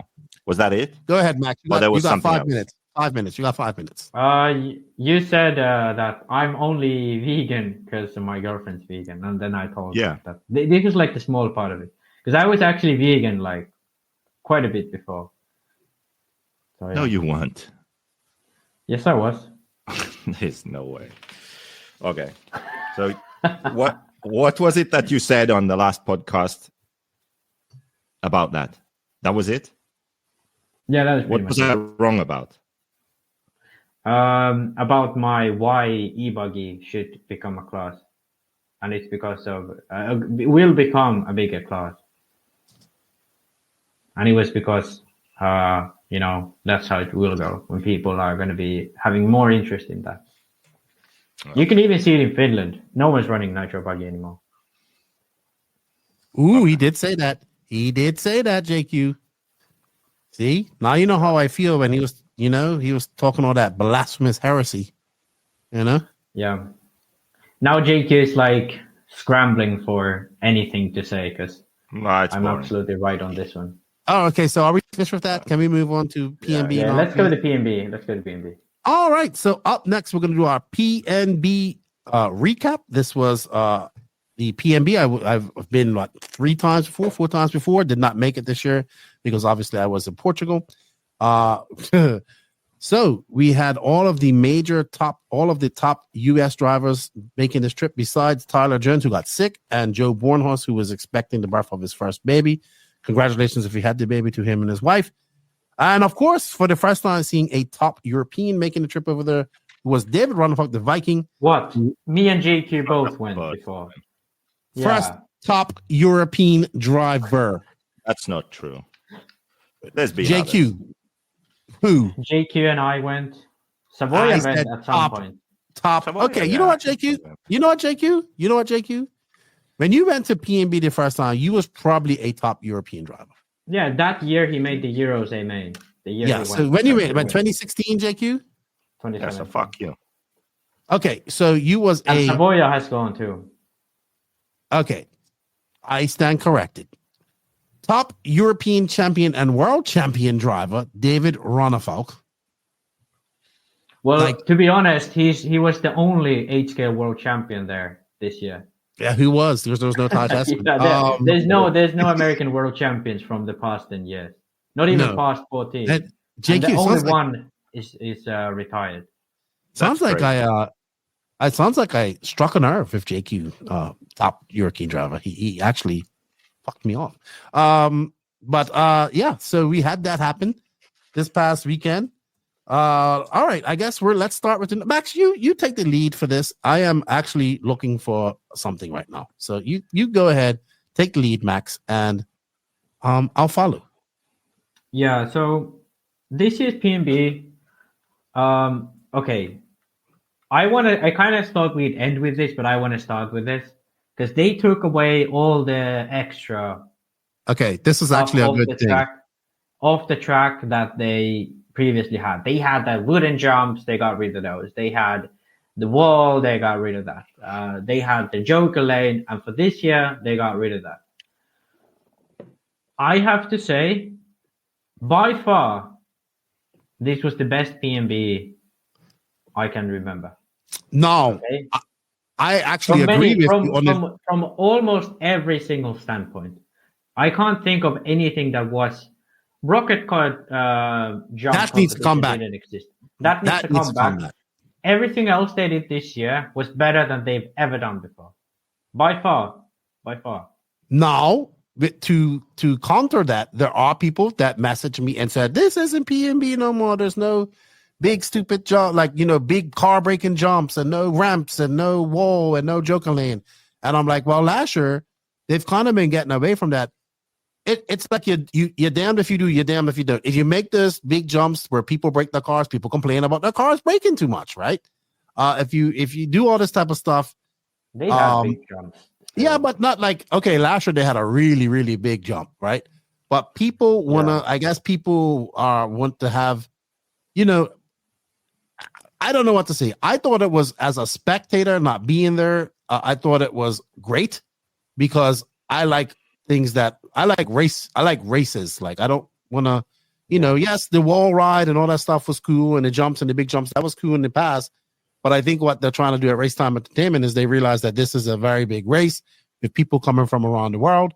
So they have to kind of make a track that is more raceable, right? So I did hear people complaining, or people messaged me saying, I said, this wasn't PNB, it doesn't have this. Well, things change, and this obviously has developed as well, right? So, I don't know how to think about that. I think it was great. I wasn't there driving or racing on it, so I cannot speak for that, but I did hear some people complain about that, and I'm just like, PNB has kind of been getting away from that for quite some time now. I think that's a good argument that the soul of PNB is gone in some sense. But to be honest, wall rides wasn't that big of a thing. They had it like twice before. The Joker lane was brought on just the last 2 or 3 years. Wooden jumps was the OG PNB. I don't mind the wooden jumps. I think they had one when I was there, and it was like the wooden jumps aren't an issue really. Big jumps necessarily aren't an issue either, because as long as you have a good landing. But to be honest, this year they had 2 quite big jumps on the left-hand side and on the in front of the driver's stand. Yeah, you can go even bigger, but I don't think anyone really truly enjoys those. Track was big, as it always is. I don't necessarily see anything except for those wooden jump faces missing from the OG PNB days when I was a kid watching it. They still had 24-hour practice. They still had qualifiers go into the night. All the stuff that kind of the OG psycho thing, that was still there. And I think when I was a kid watching PNB and from Come Drive With Us, that's what really was for me, the PNB experience. Joker Lane was a new thing, and it had sucked all the way through because there was no point even watching the race. You just waited for them to finish. This year we had one of the best races I witnessed in a while. We had quite a few races. We had good races in e-buggy. We had good races, and now we're talking about the pro side of things. We had good races in pro buggy. We had good races in Nitro Trucking. We had a great race in pro e-buggy. So, to me, as a pro fan, watching this at home, that's what means the most to me. And I have not been a fan of the Joker lane. I will not admit. I agree with you there. I think we discussed this, and I think they have realized that it has to be the reverse, like it has to make you go slower, not faster, and maybe use it once. Like isn't that kind of how it works in motocross as well? From any sport ever, right. It's always longer, because if you can cut the track, it's silly, because then the guy who's actually not leading is leading the whole way through. Right. So they didn't have any of this. It was just a pure, a pure racing, which I think it should be, a racing track. The PNB has become a staple on the American circuit. It's up there with DNC Silver State as prestige and winning it. Now we're starting to see more Europeans come over there. I do apologize, not really, to JQ for not considering them a top driver, and you, Max. But good to see Ronald coming over there. I think we're going to see more Europeans coming over. I think the Southeast needs it because the Southeast needs more European guys racing there. I thought the track was good. Of course, you're never going to please everybody. It was huge, like huge. And the racing was good. Coverage was good too. Live RC did a very good job. I believe they listened to the podcast because I think we pissed some people off on our last podcast, especially me. But It seems like they followed all of your advice, JQ, that you put up there on the last rant. When he was ranting, and when I used my limit of F-bombs for the year on you. What was that? Which you did not win, by the way. Our last rant, where you told me to stay in my lane. But I think that the coverage was good. They did more interviews. They had a second commentator there. Drone footage was there, even though the drone footage was by Cooper Lycom, which is Dave's son, which we did at Wicked Weekend last year. The coverage by Elite RC Productions was great. Going out there doing interviews and all that type of stuff. They did the graphics. The graphics was a combination between the Elite RC crew with Danny and Jacob. You did great write-ups, Max. The only thing was it was a little late. I remember it was up to like 2:00 in the morning trying to write one. And I was like, Max wakes up and goes, I'm going to try and stay up for the Nitro Buggy race. And then I'm like, yeah, stay up because I have to be up at 6:30. And then I was like, Max? And he was asleep. I fell right back to sleep. We saw a lot of companies, different people share those graphics too, which was great, which brought me back to remnants of Neo Buggy days, Red RC days. I did say in the future, though, we're probably going to have one graphic with the TQ guy on there and then one graphic with nobody on there. So people who don't have to cut and paste and just put it up there, they can share that and give credit to the people who made it. I thought Danny and them and Patrick and those guys worked hard. Of course, you're not going to please everybody. There are people that have complaints. This was the third race in the NNRC Cup for the pro guys and the second race for the intermediate and sportsman guys in Nitro Buggy. We'll talk more about that. But let's get on to talking about some of the points about this race that you have written here, Max. We saw some great racing, man. We saw, we was happy about the Viking going over there. We saw Maifield absolutely in Truggy, continuing his dominance with the Tekno truck. Van Dalen was very fast this weekend in all of his classes, to be honest. I can't remember how he made out an e-buggy, but he finished second in truck. And I thought that he TQ'd it, if I'm not mistaken. He TQ'd a Ron. We saw Brandon Rose TQ a Ron in Nitro Buggy, which was great. You got it up here. You got our graphics up here, Max. Awesome. Yeah. Should we start just with going through Truggy? Make that bigger, please, if you can, so everybody can see it. I don't know how I can. Okay. No, right here. You go to the expand. Come on, Max. Professional Facebooker here. What go to the expand up here. You got to go to the expand. Oh, you want full screen? You want full screen? Yeah. All right. Yeah. So obviously, Mayfield won it again. Truggy main looked interesting in the beginning, but then kind of petered out. Yeah. I mean, Ryan he was so far. Yeah, he was so much better than everyone else. It's hard to say anything because he's always he's really good in this class. Yeah, really good. There was a bit of a battle for second, third, fourth, which kind of died out because Seth apparently had a transponder issue. I don't know what that was about, but he had a transponder issue. He looked to be fifth or whatever, and then he jumped back to second. One thing I have to say about Truggy was Phend wasn't nearly as strong as he as we've seen him previously. Yeah, because he was like Seth had kind of had him beat pretty much the whole main. Mayfield was easily able to run away with over 20 seconds of a Phend. The rest of the top five with Lutz in fourth, Fuller in fifth, kind of what we get at every race these days. Lutz is always up there. And I have to say this, Truggy was David Ronnerfog's best class.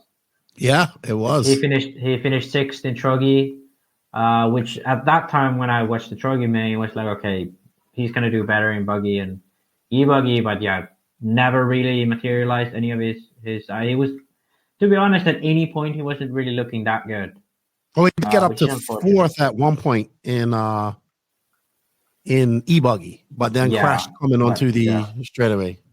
Yeah. Rest of the top 10, Tejas Sontak in seventh. Pretty solid. I think he's gotten much better since the win at the Worlds. I think he's a lot of people have him. Okay, go ahead. I think like last year he made a few mates, But this year he's consistently been in the main. I think last year he made a lot of mains. I think he was better last year before winning the Worlds, but that's a topic for that's a discussion. Yeah, could be, but I think he's been, at least in my eyes, he's looked kind of like he belongs there now. Because back in the day, when you're looking at this list, it was just one TLR. Now it's two. So then Lee Setzer, pretty okay. Fee, actually, was this now Nitro Buggy or it was Nitro Buggy. He was running really well in Nitro Buggy, but had an unfortunate end to the main. In Troggy, he's been always here around the top 10. And then Cole Caston actually he had to bump if I'm not wrong. So. But Cole's also very good at these races. I think the biggest surprise here, the Soul HP, David Olsen, very good to him. He made it. Even though he finished 18th. Joey Bardon, a big shout out to him too, because he has steadily gotten better over the last couple of years. He's so young. He made all three of his mains this weekend. Yeah, and straight from qualifying too. Yes. Not from bumping up. So I think that's always a good. Oh, I mean, I think it's like 15 qualifies ready to the main, but still, I mean, it's you have to be there to make it. So, and he was. Anything else? No Cole Ogden. With Mugen. Well, he was running a Mugen and he didn't make the main. So we'll talk about that with Nitro Buggy here. Let's go on to congratulations, Maifield, Team Tekno, Seth and Dalen doing 1 and 2. Very good run for them. Continuing on with their DNC dominance that we saw.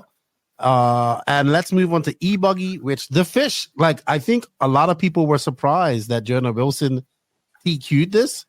It was a very exciting TQ run because he did TQ round 1 and he finished 5th to pip the rest of the guys. JQ's favorite American race. Is Jonah Wilson the guy I first heard about today? He is your favorite racer now. Your favorite American racer. But my pick, Mason Fuller, takes the win. It was a great E-Buggy run. It was a battle between him and Jonah with Brandon Rose and Maifield in tow. And Jonah made a small mistake, which allowed Mason, Maifield, and Rose to get by at one point. He was still in the mix. Maifield made some mistakes later on in the race, which just kind of put him out of it. Mason and Brandon had a good battle almost to the end, and I think Brandon just kind of reneged to be in second and let Mason run away with it. Mason drove very well. Now, I have to say this about the Iceman. He has beat these guys in E-Buggy quite a lot in the past. I need to see him. I am like waiting for that big Nitro Buggy win. Like at one. Yeah, hasn't he won? Because his first big win was Southern Nationals when he made that pass on Maifield. He won Truggy here last year as well. Yeah, he retired from the lead of E-Buggy at DNC too, and also like. I can't remember, but I'm pretty sure he won at least a few E-Buggy mains last year too. Probably. But yeah, we believe in you, Iceman. We need to get that Nitro Buggy win. Go to Silver State. Let's see what he finished third at Silver State last year from the B main, if I'm not mistaken. So maybe Silver State might be his cup of tea. Dakota Fence finishes in 4th. Rivkin, who has been very consistent, in 5th. Lee Setzer, who also TQ'd SIC, finishes in 6th. Ronafalk 7th. Maifield 8th. Stefan Dalen 9th. Wiggins in 10th. Olsen, good run for Olsen in 11th. I didn't realize he made that. Adam Drake 12th. JQ, you ain't beating Adam Drake yet. You are not beating Adam Drake at Silver State, good buddy. You are not beating him. Joey Berdon, Camden. AMS. Doesn't race 40. There's the Adam Drake rule. He doesn't race 40 plus. Oh, you wouldn't even get to race him. Such a shame. Lutz probably not happy with that. Lutz not in 18th, and Little Bumper won a better result than that, and so would Camden Lime. But steady result for those guys. And I guess we're gonna go talk about the big enchilada, which we love. Just let me say a few words. Okay, sorry. Because there's a few patterns I've noticed recently. One which I already wrote on my post here, the associated. 3 associated in top 10. They barely have 3 drivers in the team. Jonah Wilson TQing this race. Lee Sets, as you said, TQ'd SIC. At PNB, 18 Horn, second after qualifiers. At DNC. Oh, sorry, DNC. 18 Horn was second after qualifiers. Ripken finished on the podium. Was he even second? Or yeah, I think Ripken was second at DNC and E-Buggy. It has to be said that Team Associated's performance in E-Buggy is by far superior compared to any other class. So to me, it's a bit unknown why that is. Looking at the top 10, basically Phend and the Teknos are the only one not running that saddle layout. Even David Olsen, he could be running the saddle from One Army, from all I know, I don't know. So it is interesting. I do not know why Associate is so good in E-Buggy, but they've got something down better than the others. That's for sure. Because they do much better in E-Buggy. And I don't know why, because even Ronafog, he did well at DNC. And but to be honest, I have to say, he would not be happy if it's 7th. Definitely not. But yeah, it's an interesting topic because this discussion has been going on for a while. There was this craze of everyone wanting a saddle. Then it kind of toned down. People like the Tekno or HB or Mayako or the old S-Works type layout where you have the brick and the center diff in the back. I think everyone who had the layout of the Mugen or the old AE, where you have the uncentered driveline and the engine to the side, I think everyone who had that has gone away. So it's centered driveline for everyone at this point. Well, Losi has that still. Sorry, Losi has that. But yeah, it's hard to say. I'd like to hear Joseph because Joseph is I'd like to hear Joseph. Because he's like he hasn't tried it, but he hates saddle. What's the question? Like E-Buggy layouts, because right now it looks like AE is doing really good. And they have the saddle, but also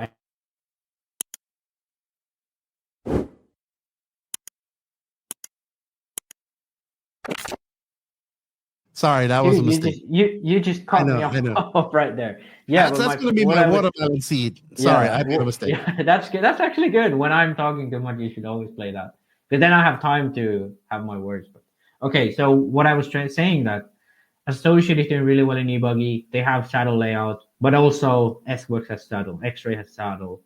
A lot of these other brands have saddle, but they don't seem to have that difference of performance that AE has. So what do you think about it? Because it could be the saddle layout. They could be doing something different. I think if you look at the AE, the difference they have the batteries really close together. That's the only difference I can think. I think that you can make either layout work. It's just a case of understanding that maybe if you have a very different weight distribution to the Nitro, you have to change your setup, and people don't change their setup. It's like you just run the same and change your, I don't know, maybe springs if the weight, but these days even the weight is about the same. So they just run the same setup and they don't put in the time to actually find a different setup. So maybe someone at Associated has spent some time working on the setup for the car. Maybe it's different between Nitro and E-Buggy. Is it? I don't know. But yeah, I think either layout you can make work. I do have to say I agree with that quite a bit because I obviously studied this quite extensively last summer. I did roll inertia calculations. If you look at purely from weight distribution and roll inertia, the Tekno layout is superior because you can make it more balanced. What I think is inferior of that layout is that you cannot bring the weight as down. The difference in the weight height, the center of gravity height, is about 1 millimeter maximum. So it's not a massive difference, but it's a difference between saddle and the Tekno style layout. At the end of the day, I do highly agree with, 100% agree with Joseph that people don't really understand setups to make it work on both. But from my testing, the saddle layout was much closer to Nitro, because I ran saddle layout on my e-buggy last summer on the prototype, and from my findings, when you run the saddle, you can get it like almost exactly the same. Like you could run everything the same as Nitro, and the only difference you'd feel is a slightly more aggressive corner entry. So yeah, I don't know, but it depends on many things. Like, for example, S-Works runs those, all the drivers run the long batteries in the back. They have it really far out wide, which I absolutely hate. I like them very narrow, but many things here that I think the e-buggy market will have to adjust to in the next few years. Awesome. Can we move on from e-buggy? Congratulations to Mason Fuller and Brandon Rose. So 2 S-Works taking that 1 and 2. Anything to add before we move on to the glory, which is Nitro? I have to give said quite enough. Extra shout out to Jonah Wilson. This was I would have to say. It's very rare that someone does well in qualifying and is new to this level and then also pulls through in the main. So it's really hard to do what he did at PNB. Even though he finished just 3rd, even doing just that, it's really, really difficult at this level. Absolutely. Those people like, who's Jonah Wilson? I'm like, he's the fish. That's all you need to know. JQ, anything you have to say before we move on to what you really like, which is Nitro? No. Good. All right. Up next is Pro Nitro Buggy. I do not own the rights to this video. We're just going to put this video up so you guys can see. This is the live RC Pro Nitro Buggy A final. I will leave links for this in the written description of this podcast. JQ was supposed to have videos done up, but he was pretty busy this weekend, so he didn't get to do it. We just want people to, we talked about the layout. We want to see people have a look at the layout. The video quality probably isn't going to be the best, so you can go over to the link in the written description on Live RC's YouTube to watch it.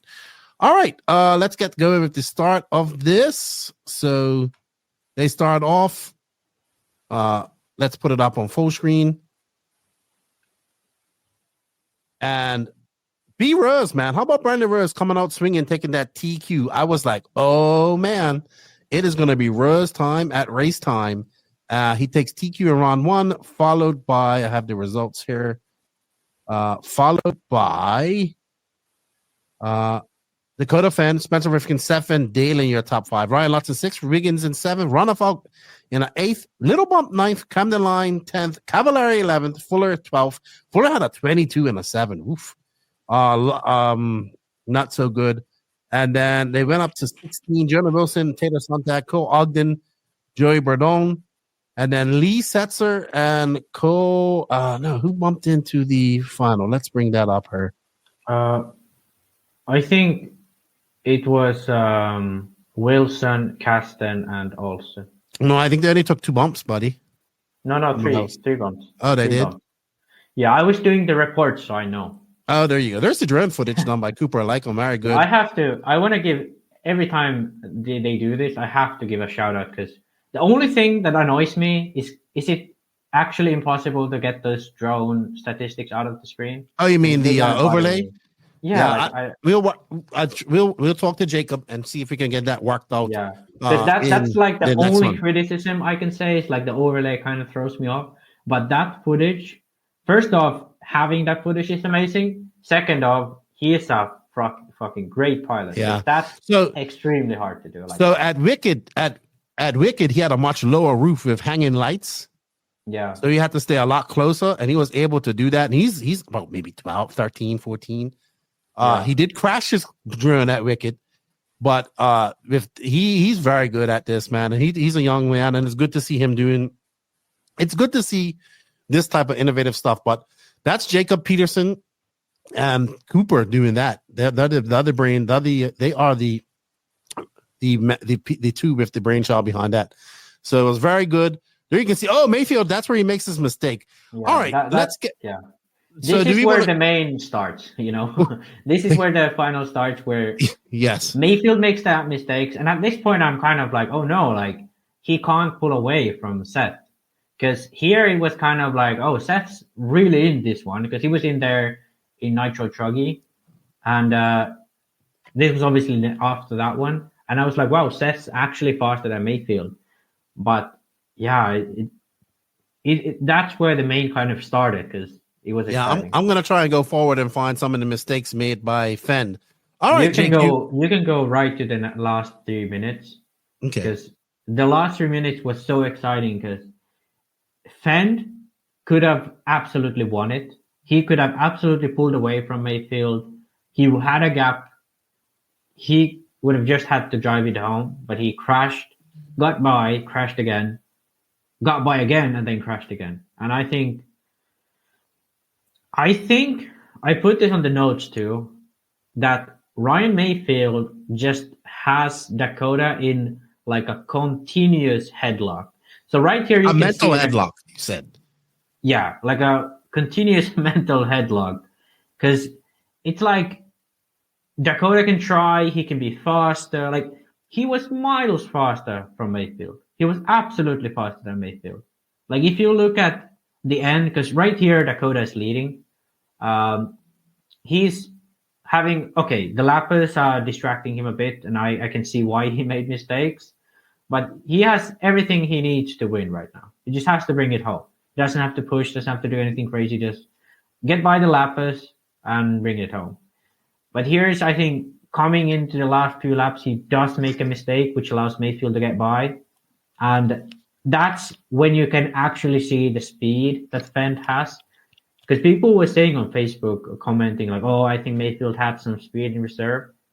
I think Phend had some speed. I think Phend had some speed in reserve, not the other way around. And but he makes the same mistakes, man. And right here, that was crazy. Yeah. Let's go back. That was so crazy. Yeah, and it was like this mistake is one of those old Phend type things where it just explodes off the track.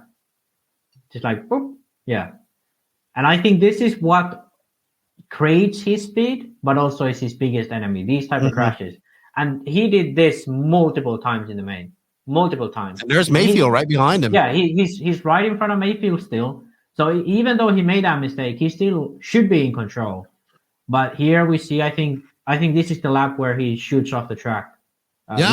Let's go back. And I think, he definitely gets nervous here because he Mayfield's right behind him. He starts overdriving, and that's the result of that. He could see the rear end squats, front end comes up, and then just loses the car. And Maifield goes by. And this is the point where now, from here on out, you can see how much speed Phend actually has. Because he gets back behind Maifield, makes another mistake, and then gets back again. And it's not like Maifield wasn't running fast laps. He was going really fast at here. But it's just at this point, why Phend loses is 100% mental. He's faster on track. He's arguably he has better. But he's catching him up. Yeah. Arguably, he also has better, long distance speed. Race pace is better, not just one lap pace. But the thing is, when Mayfield's close, Phend just, something clicks and he just can't keep it on its wheels, It's unfortunate. Yeah, I mean, this was a great battle here at the end. JQ, you said something in our Discord that rang a big bell, and it's all about racecraft. Let's get your thoughts on what's going on here right now. Yeah, Max said that Phend has the speed, and he showed that he could be faster, but then he makes mistakes. And I don't think that it's nerves. I think that it's racecraft or lack of racecraft, because even in the interview after Maifield said that at one point he tried to go faster, but immediately made a mistake or almost made a mistake. This is the end. This is the dumbest thing he did at the whole main. Pause the video. Pause the video here. Okay. So Maifield said that he tried to go faster but couldn't, and then he sort of drove within what he could do. He even said in the interview that his car told him this is the limit, so he understood, and then he just remained within that limit. Pause the video. Okay. So that is called racecraft in a sense. You know what you can do, and you do that. And then when you get in a racing situation, you understand to maintain that, right?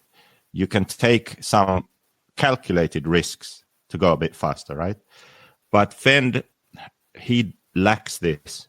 He has the skill, the talent, the speed, but so many times you see that in these moments where he needs to understand that this is the limit, don't go over this, he just can't do it.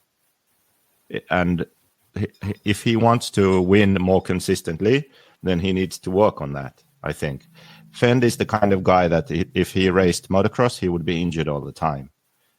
Where someone like Maifield would be on the track winning races, and when he finishes second, that's okay, and he doesn't get as injured as much. You know, it's a mental thing, yes, but it's not nerves. It's not that, oh, this moment is overwhelming for me, I am nervous. No, it is a different thing. It's racecraft, it's the sort of race intelligence in a sense.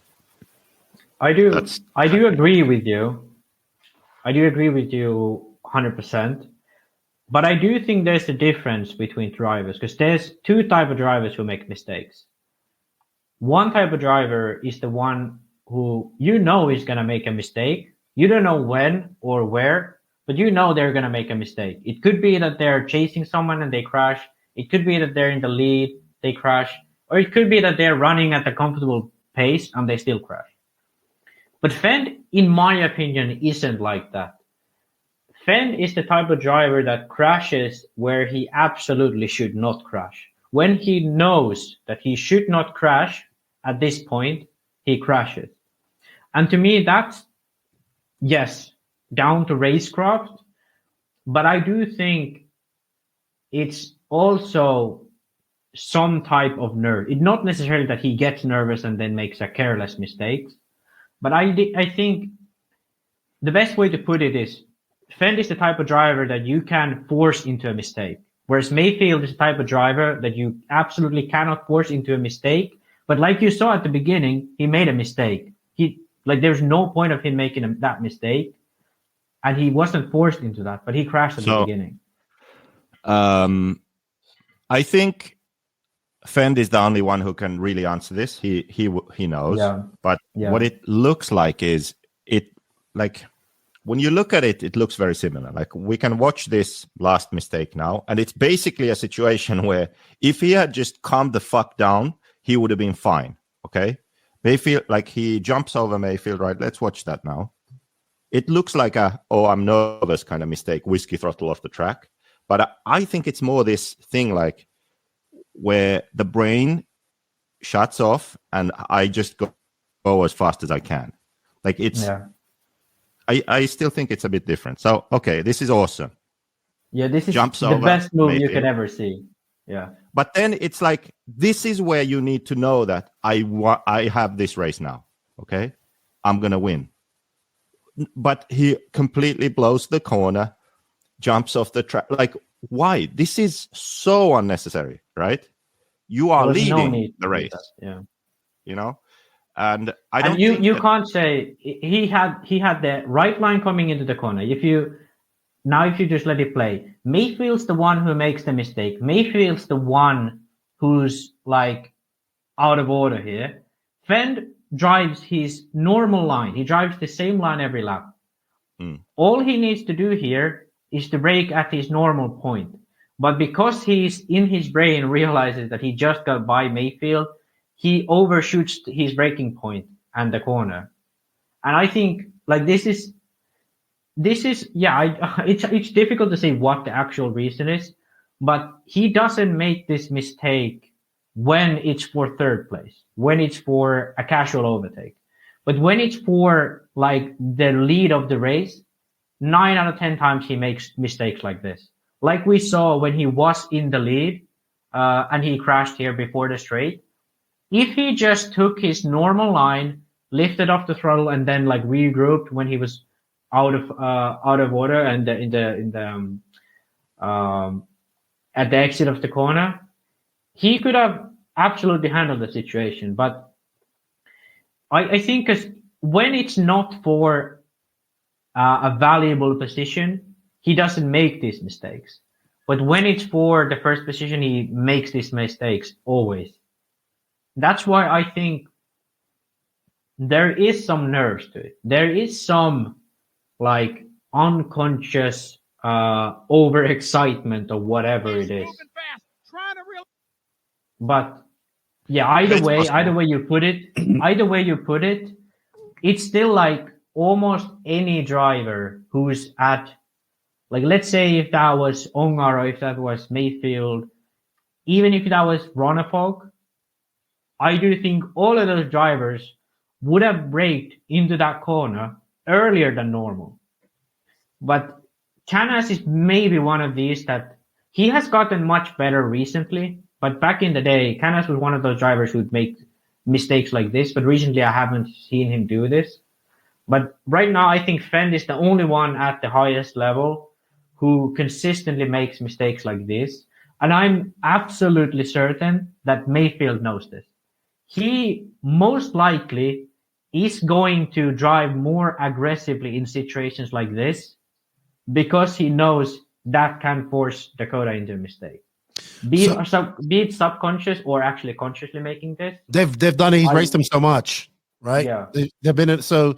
If you look back on that video, you see where Maifield gets squarely and he comes off one of those jumps and he checks up, but still is able to stay in front of Phend. I will give you another example. 2021 at the Nationals, right? There was a big, fast sweeping corner with one hole in it. One hole. He hit this hole every time, and he flew off the track like one out of 3 times. Why? So I had somebody else message me and say, "This is what they think about Phend. It's like a robot. He goes for the same lines. Obviously, he blew the corner on that last one, and doesn't adjust his lines." But I have to ask this, and we have to ask this question, because he was not doing this when he had your dad, Barry Baker, there coaching him or on his side. He was doing way less of this. It looks like he's kind of going back to the old Phend pre-Barry Baker now. When he had Barry Baker in his pits helping him out, we saw a lot less of this type of driving. Now, don't get me wrong, Dakota Phend is freaking amazing. Like we saw him pick up the pace and do things, but we see him just make mistakes, or the car making mistakes where others aren't, where Maifield isn't. And it could be just not having, it could be, it's a mental thing. I have to agree with JQ on the racecraft side of things. Yeah. And you mentally got him in a headlock. JQ, what does he have to do to fix this, you think? Well, if Phend is your driver, JQ, besides telling him not to be shit, what would you tell him to do? Well, the harder your car is to drive, the harder it is to not make mistakes in those situations. So that would be one thing to look at. Is there a way to work on the setup so there's a bit more comfort and safety in it? That's one thing. But I still think that the biggest thing has to do with sort of him understanding after he jumps over Maifield there's, I don't know, a second or 1.5 seconds until that corner. Like, what goes through his mind in that moment? Because there are many situations like this. DNC also, it was a similar thing, like 2 or 3 times. he had a different pit strategy than the others. So there was this moment where he comes out the pits or Ronnefalk comes out the pits and they're right there. And when that moment happened, like he was right there, he crashed. Okay. So there is something that he thinks about, something that he changes in those moments. So that is what needs to be figured out, really. I don't know what that is because I don't know what he thinks. But that's the problem, I think. Because in that situation where you jump over your competitor, there's like 30 seconds to go or whatever. Normally you should be like, okay, I got this. And then you protect the inside. You don't like punch it crazy style. No, you're like, if I break and I do this corner perfect and he hits me, he will have to let me by again. Or he will get a stop and go. Like, this is the mentality. Like, I just need to cover the inside. Make sure he doesn't get by. That's what you should think. Not banzai into the corner and overshoot it and fly off the track. Like, that is not skill, talent, nerves. No, I think it's some kind of like mental thought process, subconscious or conscious, something that a switch is the wrong way. Okay? And that is the most important thing to fix, I think. Yeah. I would have to agree with you there. I truly think Barry Baker helped him with that. I truly do. Yeah, actually, I wanted to kind of comment on that because there's two options here.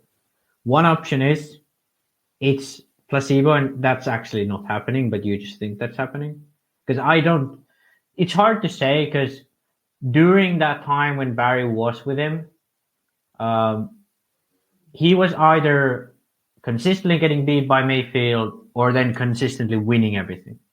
There wasn't a point where these two were having these 30-minute, 45-minute long battles, you know? So that could be one aspect. That actually it's just that now we have this thing that these two are so closely together that we actually see it happening right in front of our eyes. Or then I see what's most likely is the fact that because he had someone to help with setup, he could be more comfortable with his driving. Because I think now he's either making setup decisions himself or with help of others, but he is not putting enough effort on making the car easy in those situations. He's looking to have the most speed in qualifying. Maybe. Okay, this is just like anything could be happening here. But I think it's more likely than with Barry, they was thinking of the long mains. Because that was the issue for them at the beginning. So with Barry, very much so. Barry could put his time into thinking of, hey, let's have a car for the 45 minutes, not for the 5 minutes or whatever. But now maybe that's what's going on. I do not believe that Barry was in his headphones saying that now you need to calm down or giving him tips. Maybe he was, who knows? But I do not think that's what changed. If Barry made a difference, I think it's more so on the fact that Barry would suggest setup changes that would make it better for the main, just because of what I think he would suggest as a mechanic or whatever, because he's from the old guard back in the day. That's what you had to do. Like, that's what you do when you are an experienced racer. For Dakota, where he's a 10 scale guy, maybe he doesn't have that type of mentality in the setup of the car. But I would rather believe that now Dakota has more pressure thanks to being so closely matched with Maifield than he did before, where he was either straight up losing or then straight up winning. All right. You have here in the notes that these two are still way ahead of the competition in longer mains. It seems to be. I mean, we did see Brandon Rose take a win at SIC. We saw Boots win at DNC, but once again, once again, we see these two completely dominating the rest of the field in this longer finals. Yeah. What is it going to take for these guys to get up there and just? I mean, we saw Brandon Rose do it, but what is it going to take for these guys to get up there and beat these guys? It's a mentality change. It's 100% a mentality change. Because when was the last time Maifield TQ'd Nitro Buggy? Okay, this race. He TQ'd this race, yeah. But like, if you look back at the last 2 years, I bet like people like Mason Fuller probably has TQ'd more Nitro Buggy than Ryan Maifield. And that's 100% down to the fact that drivers like this already keep an eye on the final. Why is Robert Battle a 3-time European champion and a world champion, even after he probably has very rarely TQ'd any big event? Well, because he only focuses on the main. What was that point? Yeah. What was that point that Robert was able to always come back somehow? Right? Yeah, and that's because he only thinks, what's going to make my car best for 45 minutes? And there are drivers who think like this. For example, Ongaro. They back in the day, they used to run like really soft tires because they was faster with it. And they counted on the fact that he could build up such a gap by the end of the main, even though their tires would be gone, that he would be fine. But they have realized that they aren't that fast anymore. Like the competition has catched up. So they have transferred to similar tires. For example, at the Worlds, it was the opposite, whereas he probably had the worst tires compared to Ronnefalk, but he had them last for a longer time. And that's the things that these very, very top drivers do consistently. Like Ongaro, like Maifield, they know what they need at that, 10 minutes to go mark. Because even at the Truggy main, 15 minutes till the end, they was right. The top three was like within 5 to 6 seconds. And in the last 15 minutes, Maifield pulled up a 10 extra seconds on Seth and even more on Phend. And I think this is what separates the truly best from the really talented. And I think like we could talk a little bit about David Ronnefalk and lack of preparation and so on. But we're going to talk about him in our winners loser segment. Yeah. I think this is why he keeps consistently losing to drivers like Ongaro and drivers like even Canas these days. Because I don't feel he has ever had that really in his package, apart from obviously Adrian doing that for him. And I think like for Seth, for Fuller, like when we discussed with Fuller, he said, well, I'm going to go practice a few times and then I hope I'm good. That works when you're talented. That works for drivers like Ronnefalk or Fuller, but that doesn't work all the time. Whereas Maifield, I bet you, when he's going to DNC, 2 weeks prior, he knows that I am not sure about this setup thing on my car. I know I need to test this thing before I go to DNC. And I know if I go there, if the track's like this, I have to do this thing. If the track's like this, I have to do that thing.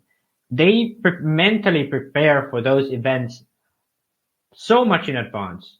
And they know, so like Ongaro, he'd have tires shortened. Like he'd cut the tire a piece off, glue it back in, and he'd run tires like that on some specific conditions.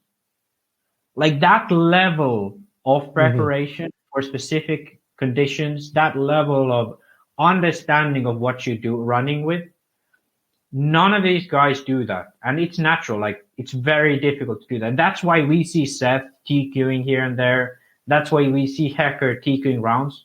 Because for 5 minutes, it's easy to do. Because every time you're there at the track, most of these guys probably go there alone or maybe they have their dad with them. I bet they don't run 20-minute runs. I bet they don't even run like, maybe some of these guys run like 10-minute qualifiers before the Worlds. But realistically, it's like they go there, run 5-minute runs, or even some of them probably just run laps on the track. And I think These type of preparation is the one that makes you from a Maifield to like let's say Brian Cavalieri at this point, or Seth Van Dalen, or someone like this. All right, JQ, thoughts on that real quick, and then we're gonna move on. I agree with a lot of your points there, Max. I agree with that. You said this a few. Yeah, you said this. Yeah, on Joseph our talked last about podcast. this plenty of times, and this is 100% it. Understanding what you're working with, and understanding that, hey, I know my car is set for 5 minutes, and after like 15, it's gonna get worse. Or I know my car is set so that after 7 minutes, it's gonna be better. Okay. Just knowing that is gonna take you far. Let's talk about my favorite racer. What was his name? Jonah Wilson? Yes. Yeah. Yes. Okay. How old is he? 16. Okay. So there's a perfect example. Young? 16, maybe 17 now. He's tall. He's a big, tall young man. Okay. The only thing that is keeping him from being the next Ryan Maifield or whatever, someone like that. So professional, successful driver. His living is made by racing RC cars. He travels the world. He wins races, right? The only thing that is between that happening and him just being some guy racing in America, right?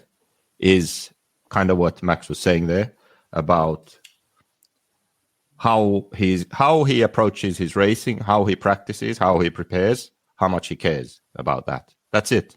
Clearly, he has the talent. He can do it. So now he needs to choose if he wants to apply himself or not. That's it. End of story. That's all you had to say. Okay. All right. Let's go through the results quickly. So Ryan Maifield. Ryan Maifield, Dakota Phend, Seth Van Dalen, your top three. Another fourth for Rivkin at DNC, a fourth for him at this race. Mason Fuller, fifth after a 22 and a 7. I think that's a good run for him.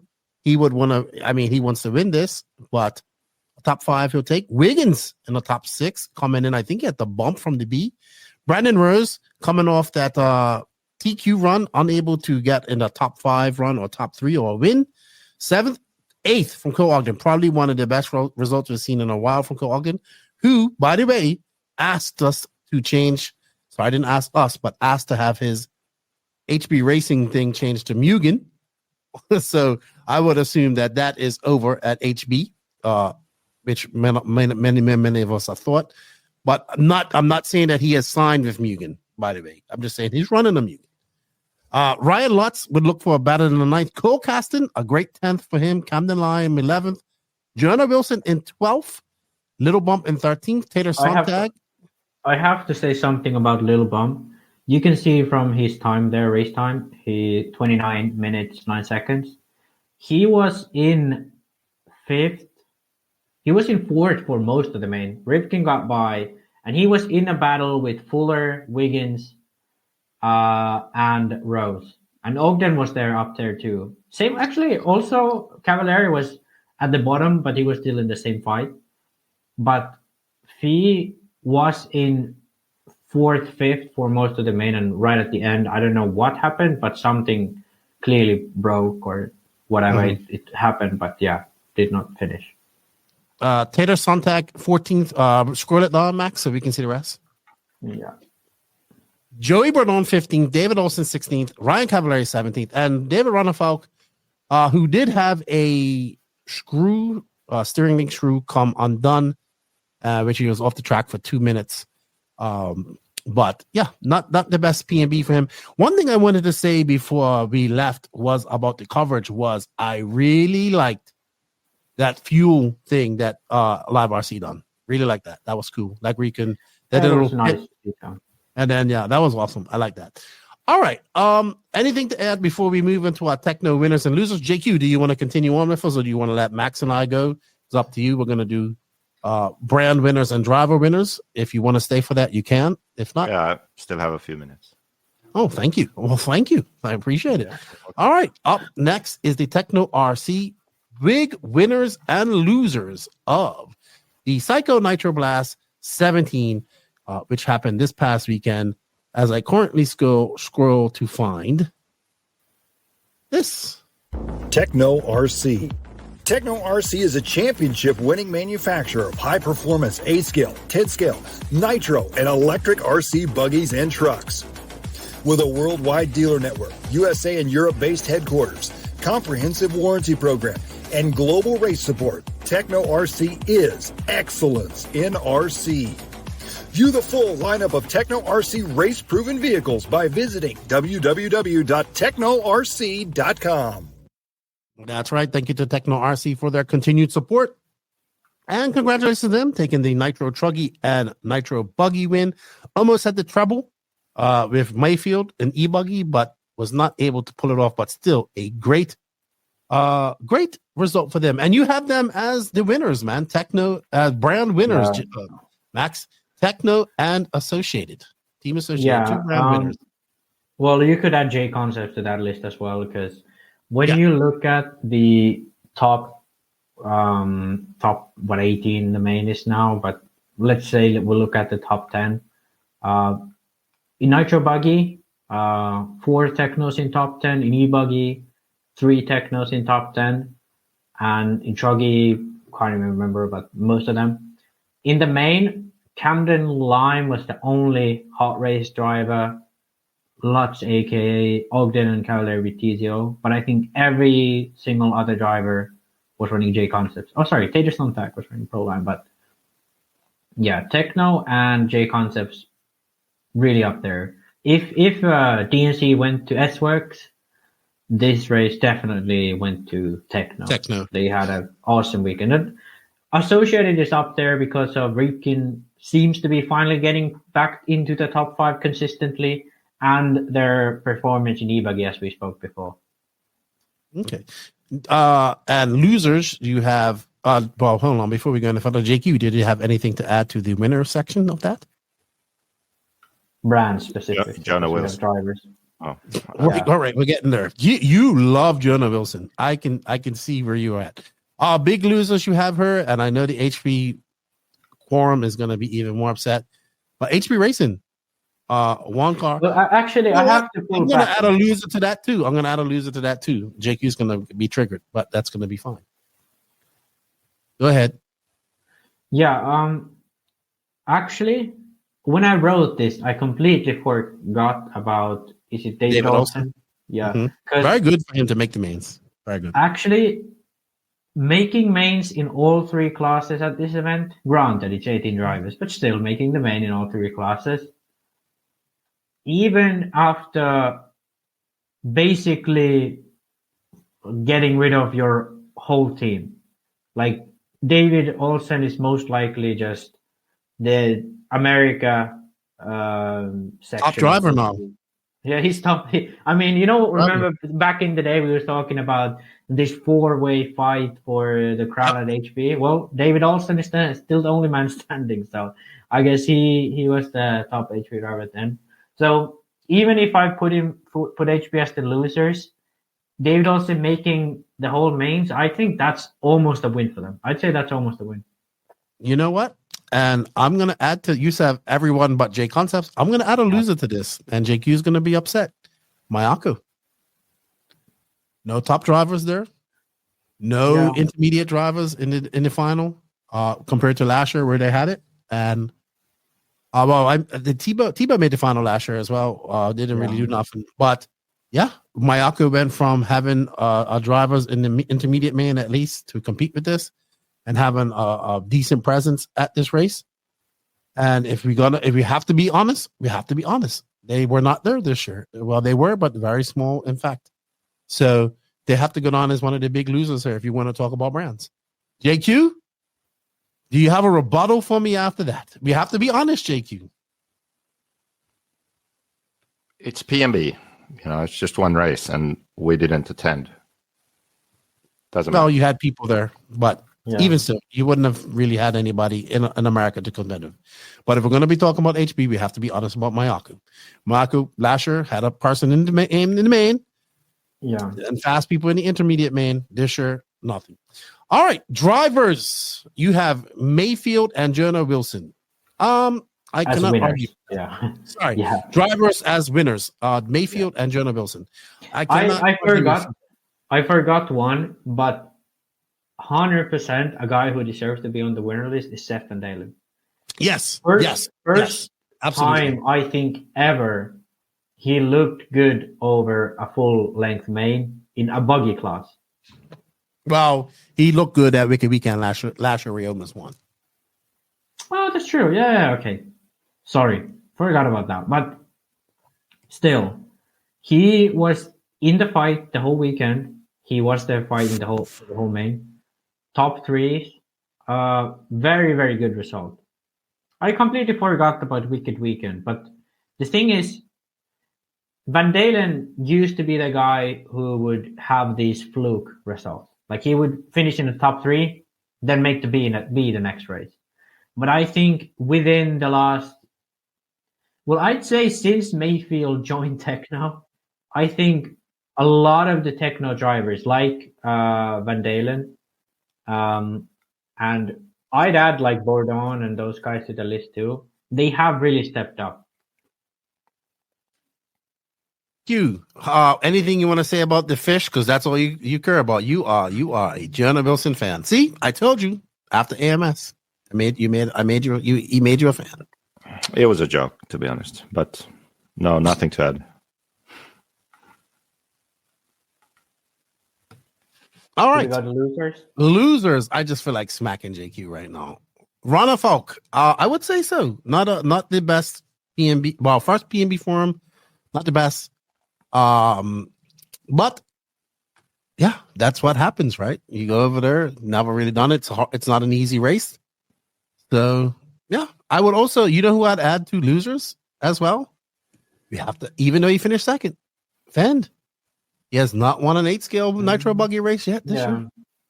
Yeah, I'd say Phend he at least doesn't go home happy.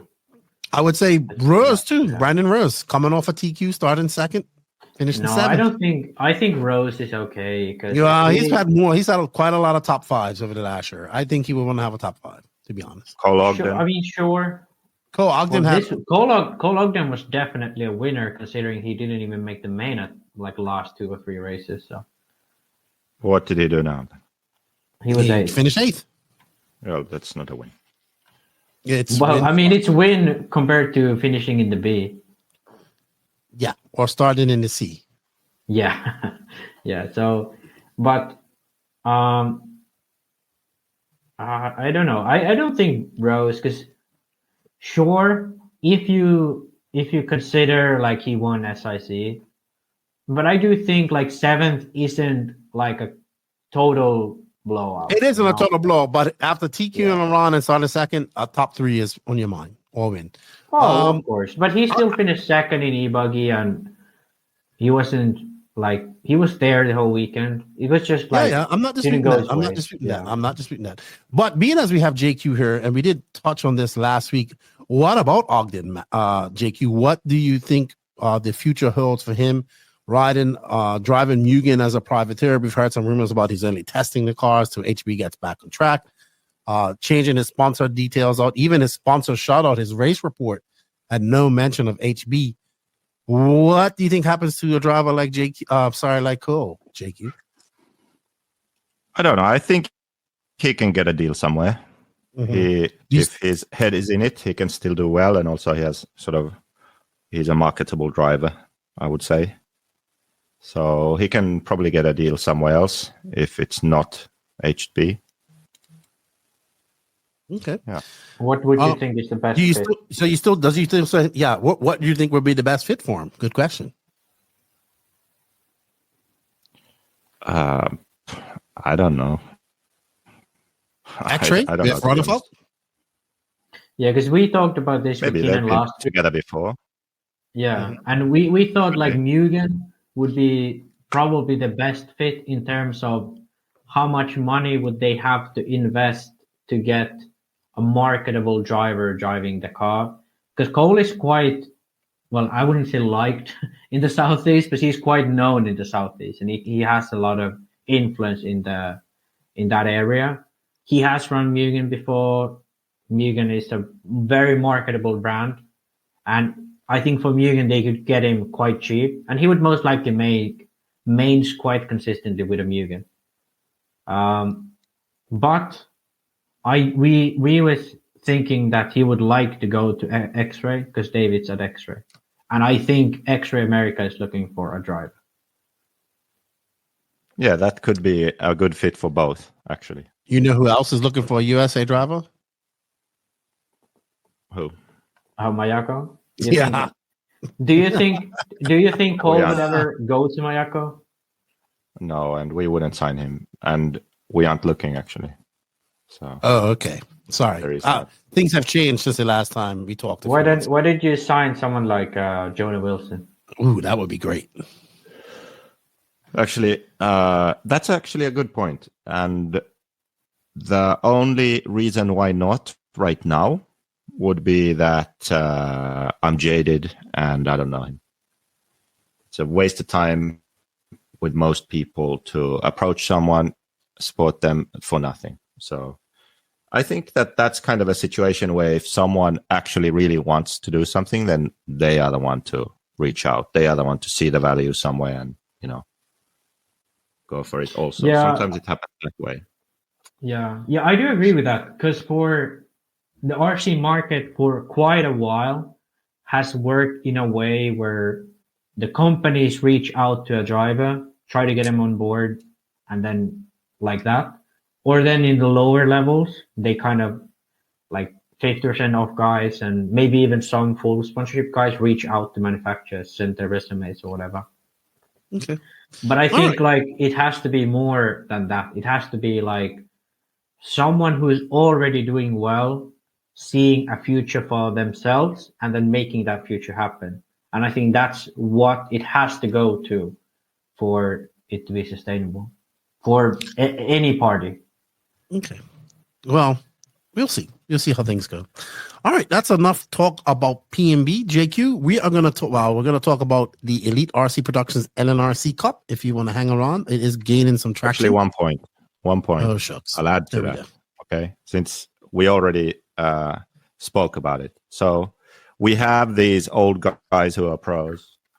They've been pros for a long time, and we've had all of these fast guys come up and then not quite make it. And this is kind of the closest we've been to a new generation coming in with fuller.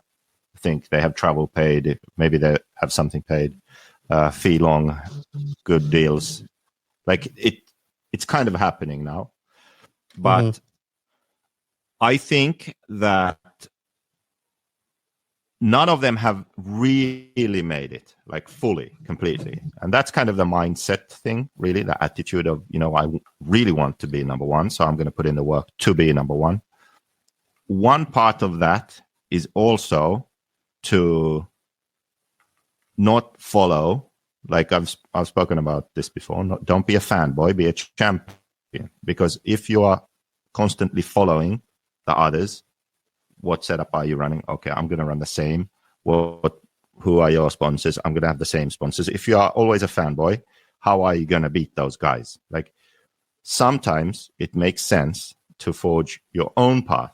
So you look, what will be the best for me long term if I apply myself and I do this? And sometimes that's going to another brand, okay, and working with them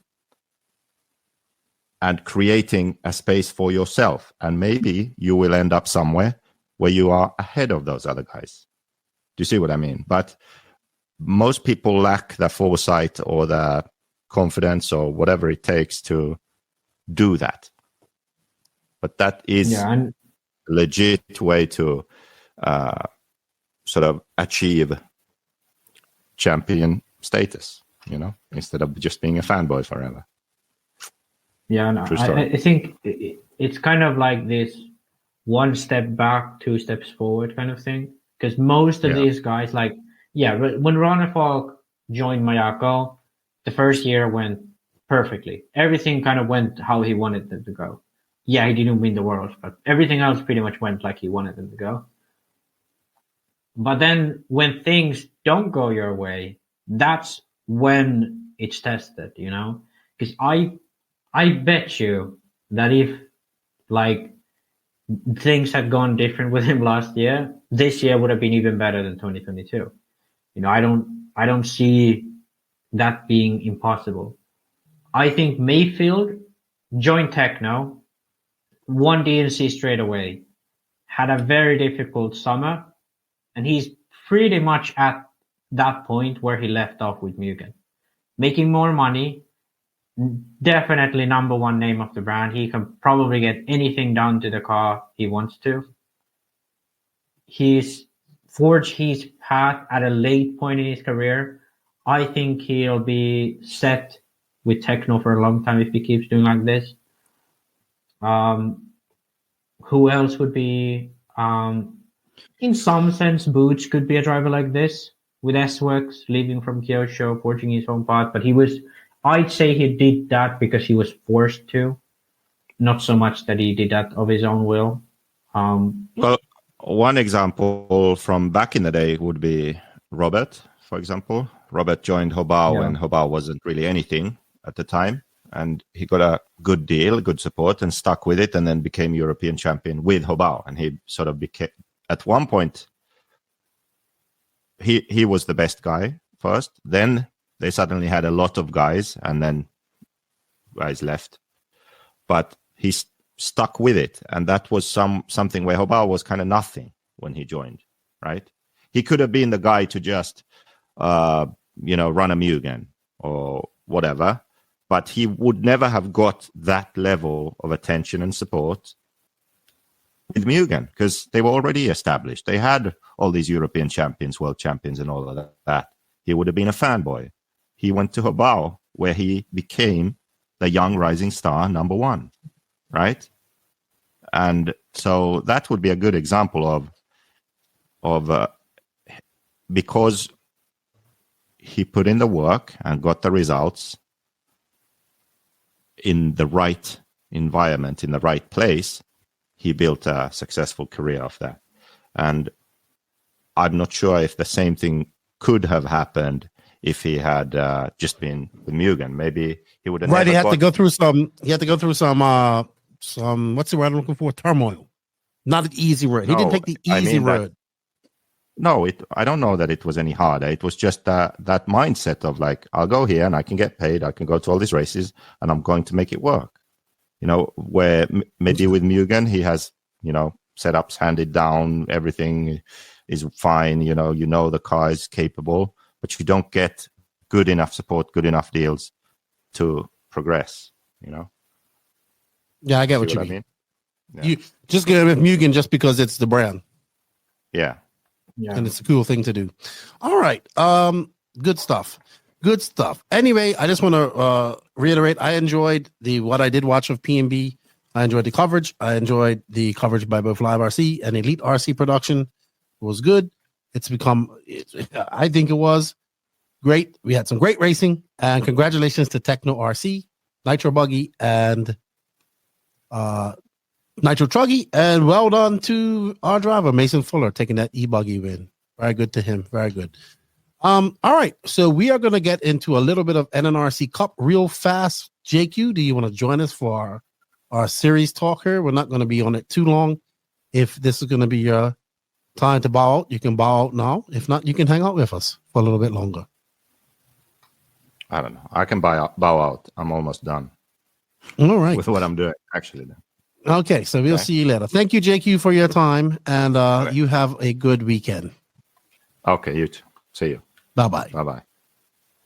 Bye. All right, let's get back down to real quick, Max. NNRC Cup. So the NNRC Cup starting to get a little bit of traction. This is the third race for the pro class and second race for the intermediate class. But let's talk about it real quick. Still going into the lead in this. We talk about him not taking any wins, but if this was a point series and the points were based on this, Dakota Phend comes out of PNB with 67 points and an 8-point lead over second, which is Brandon Rose. So those of you who don't know what the NNRC Cup is, basically we're taking existing races and making a virtual series. The races in the pro class include SIC, DNC, PNB, Silver State, Nationals, Wicked Weekend, AMS, and we're looking at the world. So it'd be 8 And I think we're either going to do 2 drops or 1 drop for the progress. So it's best 6 out of 8. I think should be not the world. So. Okay, so Max doesn't want to do world, so it's going to be 7 races and best 5 out of 7. Then do we give these guys 2 drops or 1 drop? I think 1 drop. One drop. 1 drop's fair. But moving up with the win at PNB is given Maifield up into 3rd. He has a 26, a 13, and a 9. His result at DNC really hurt him. Mason Fuller now in 4th, Ryan Lutz in 5th, Rivkin in 6th, Wiggins 7th, Bornhorst, who missed out this race, so this will be his throwout race, is in the points lead at 33. Camden Lime, David Ronafalk, who did not come to the SIC, but did attend DNC and is attending Silver State. So it's going to be long. It's going to be interesting to see how long it takes for Ronafalk to filter out of this. Elliot Boots 11th, Little Bump 12th, Cole Caston 13th, Cole Ogden 14th, Stephen Dalen 15th. If you guys want to see more of these drivers who are in this, you can go to the NNRC Facebook page. I am doing some write-ups about this. Max, any pointers you want to notice about this before we go on? Tyler Jones, kind of a sleeper because he's missed 2 races now, 1 due to illness and 1 due to not going. He's kind of out of it now, I'd say. Yeah, if we have just 1 drop, I think he's out. Which I think 1 drop is most reasonable. Van Dalen, kind of a similar story, really tough DNC. Yes. And just to let people know that we only scored a top 22 out of each race, old Supercross style scoring. Also want to say a big thank you to the American Top 25 for all their help with doing the points. Max, let's have a look at intermediate because the Chuck Iceberg Slim Berg still maintains. Oh, that's Sportsman. So we're going to just bring it up real quick. Yeah, it's hard to see. Chuck Berg, who has attended SIC, which he won. And then I think he finished 6th at PNB. He stays in the points lead that's the No Pro RC crew up there. He does beautiful 10-minute stops. Ryan Daze, who stays in 2nd. Chris Morant. Congratulations, Chris Morant. He took the win at this, and I know he wanted this. He got himself a big, giant. By the way, did you see the trophies at PNB? Oh, yeah, they were amazing. They were awesome. By the way, I forgot to talk about that. Amazing trophies made all out of metal. They've had them for the last few years. Chris Morant takes that win after a very disappointing SIC for him. Mike Legee, who actually has TQ'd SIC and PNB, but has not been able to change that into a win in either of them. At Southeast Star with Don Elliott in 5th. Cody Ingram didn't make this race. Jimmy Fishback, who made the trip over from SoCal. Dylan Raposo made the trip down from Canada to be a part of this. He finished 2nd behind Fishback. Oh, no. He finished 3rd behind Fishback. I think Fishback came 2nd. Garrett Martin, Jake Stolsing didn't make the trip. Wyatt Lawson, Will McIver, Dalton Balboa, Emerson Sturgeon, and Trent Walker. So that's look at that. LW4 gets on there. He's in 22nd in the overall because he did not come to SIC. So well done, LW4. And over to Sportsman, we see Weston Wilson. I have to make a little bit of an announcement on this. Should we actually do a Sportsman series? Oh yeah, so we because you hate. Let's just talk about this for a second. Why did you take the Sportsman scoring? Because we have to do this disclaimer. So I was thinking because you have to do the disclaimer for yourself, not for me. I think it's a bit odd how people kind of misunderstand because I think like there was a comment that was like, why are we doing Sportsman? Obviously Keenan loves 3 classes. Keenan loves everything. He's fine with it. But I do, in some sense, I do agree that Sportsman series is kind of against the spirit of not having Sportsman anymore. Because it kind of encourages people to stay in Sportsman because of the fact that if you win the series, you can say to your friends that I won the NNRC Cup. I bet someone's going to say that in their race resume. Yeah, I bet there are going to be drivers who say that this result in the NNRC Cup proves my over a year performance in the race resume. So in a sense, I do think it's counterintuitive to do an NNRC Cup for Sportsman. That being said, I do think it adds value to these people, and it's probably good to have that. But in the long run, we want to get rid of Sportsman because I do not see. You want to get rid of Sportsman. Stop saying we. Let's disconnect. Why? Okay. Me. Why do you not want to get rid of Sportsman? Because it's just something it's not going anywhere. I'm accepting it. I'm enjoying it. It's competitive. If you look at the points, it's probably the closest point spread that we have. And guess what? I'm just over fighting it. So you speak for Maximus Mortimus. I think you just have given up. Because the thing is, I have nothing against Sportsman drivers. I have nothing against those people who run Sportsman from the beginning. That's completely fine. But I do think the separation between Sportsman and intermediate is almost non-existent. Like how do you separate a Sportsman driver? Well, in the top echelons, I would say so. Well, look, so before we go on any further, we're idiots that want to prove the whole point. You're an idiot. No. Okay. We are idiots. Speak for yourself here. The amount of time and effort we're putting into the NNRC Cup, right, is solely for entertainment purposes. Yeah. And it's also just to prove a point, really. And the point is that it's exciting to follow racing over a series of events. I hope people enjoy it. We're starting to see people share it and say, oh, I'm fourth in this area. I'm fourth here. Yeah. That's great. That's awesome because then it gives people, after being at the Florida RC Championship, seeing how people are passionate about the points and all this type of stuff. It's great. And that is the whole point because I'm tired of hearing we need to have a point series. I agree. We need to have a point series to determine a champion. Most national most national champions in Europe are through a series of races, right? 5 points. Not all, but a lot of them are. Now, I do it because I geek out on this stuff. I want to talk about it. And I think it gives people some fun and it gives people it's fun, right? And that's why I like it. So I have no problem with Sportsman. Put it back up there, you Sportsman hater. I will finish on because I'm not like we absolutely shouldn't have this. I do like when I saw the comment, I was like, oh, someone's just complaining for no reason.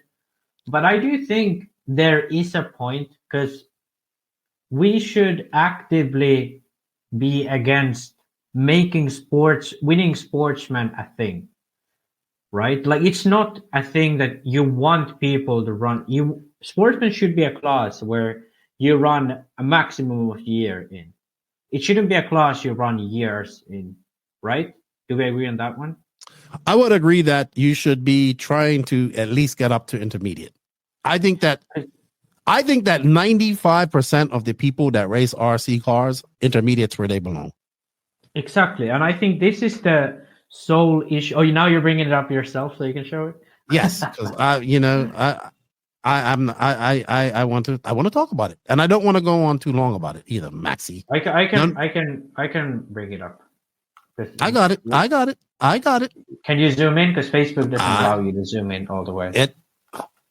It keeps dropping it. Hold on. You get it.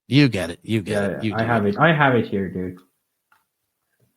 So, yeah, just before Keenan starts going through the names, there's two arguments on this. One is everyone deserves to race on their own level. That's one argument.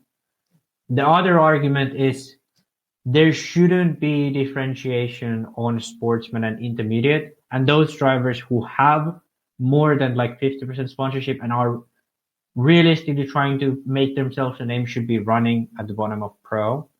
And those people who are kind of coming up the rank should run intermediate.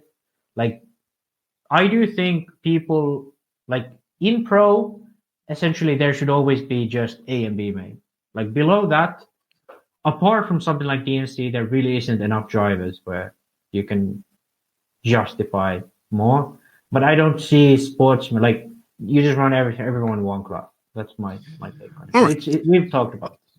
But yes, but guess what? In the Sportsman class, we have a Weston Wilson, who's the father of Jonah Wilson, who's in front, 35. Josh Fine, 34. Jacob Blasco, 33. Alex Cummins, 31. So our top 4 are separated by 4 points. So it's actually probably the closest class. Ronald Gimble, who won SIC, didn't attend this weekend. Justin Andres, he did attend, but I have to have the points spread up on me. Steve Pataglia, who actually won this. And then Christopher Craig, Mike Tudor. Ethan Voorhees came second, if I'm not mistaken. John could, oh boy, I'm not even going to try that one. 21 points is third. Okay, sorry, he got third. I think Josh Fine came second. Yes. So yeah, I get your point. Because I don't like the reason why I don't think having Sportsman is a good idea is because I don't want anyone to not go into intermediate because they want to sandbag and win in Sportsman. You're never going to stop sandbagging. And that was another big topic. Let's not talk about sandbagging. I am so sick of it. Yeah. I'm so sick of it. You know, every time someone complains about sandbagging, make a comment saying, let's just have one class, no intermediate Sportsman, just non-pro or open. You have pro and open, okay? Just that. Every time you think someone's sandbagging, make a comment saying we should have only pro and open. Okay? Anyway, congratulations. That's a topic we've beat to death as a dead horse. NNRC Cup, man. It's for fun. We like that you guys are taking it seriously. Not seriously, but seeing some enjoyment in it. We are thinking about doing the West Coast thing, but honestly, we need somebody to help us out with that. Max is busy. I'm busy. We are, the Southeast is very easy for me because I know that most of these people go into these races. We are looking to do the West Coast thing. And I will tell you that if you're going to help out, shoot us a message and help us out because, Elite RC is sponsoring this. They're doing the graphics for us. Danny Paz is doing the graphics. So work and effort is going into this. And we hope that you guys enjoy it and take and have some pride in it because we have some pride in it. And you know what? The beautiful thing about a series is it gives you something to talk about when you go call that race the next time. So that's what I like to do. But well done, Chuck Berg, Ryan Daze, and Max is writing them up now. So I'm waiting for you to finish writing them up. Chris Moran. Chris Morant, they are now your top 3. Well done, Chris Morant. I was very happy for Chris Morant to win that. And well done to Weston Wilson, Josh Fine, and Jacob Lasco. I hope you guys continue. Next up for the NNRC Cup, as you can see down below, is the North Georgia Shootout. I will be there. And that brings us to our second to last segment, which is the SideWinder Fuel upcoming races. Morgan Fuel has been collaborating with many of the world's top drivers for over 35 years. This has enabled us to test our fuels in many of the most challenging situations and take the development of competition fuels to the next level. The result is SideWinder, the market's most powerful racing fuel. This fuel has been track tested and proven by national and world champions such as Ryan Cavallari, Ryan Maifield, Greg Degani, Mark Pavidis, and many more. Their current top driver is the one, the only Little Bump. These drivers appreciate that SideWinder is blended perfectly for the high performance needs of competitive racing. Don't let victory slip through your fingers. Purchase SideWinder today. So upcoming races are this weekend is Florida RC Championships at Mills Pond. I was actually supposed to be flying out today. I was supposed to be there today, but I had to change my ticket because then we was also supposed to do the 10 scale off-road dirt nationals at Beach RC. Good luck to everybody at FRCC this weekend. I wish I was there. Was going to be there, but we kind of got screwed over and we lost the 10 scale off-road dirt nationals. Maybe that's a story for a different time. We were all planned and had sponsors and all that stuff ready to go do it, and it was taken from us. But that's coming up. Good luck to everybody. Beach RC at the off-road dirt nationals. This is because Raw has off-road dirt nationals and off-road carpet nationals. That same weekend we have the Florida RC Championships at Mills Point in Fort Lauderdale. Which is the first FRCC I went to last year, because last year I did FRCC, North Georgia Shootout, and then I went over to Portugal after that. We have Wally's race coming up on that same weekend at the Dirt Paris, which is the Nitro RC Supercross. I must admit, he has done a great job of promoting it. I like the graphics. Mayfield's going, and he has a new format.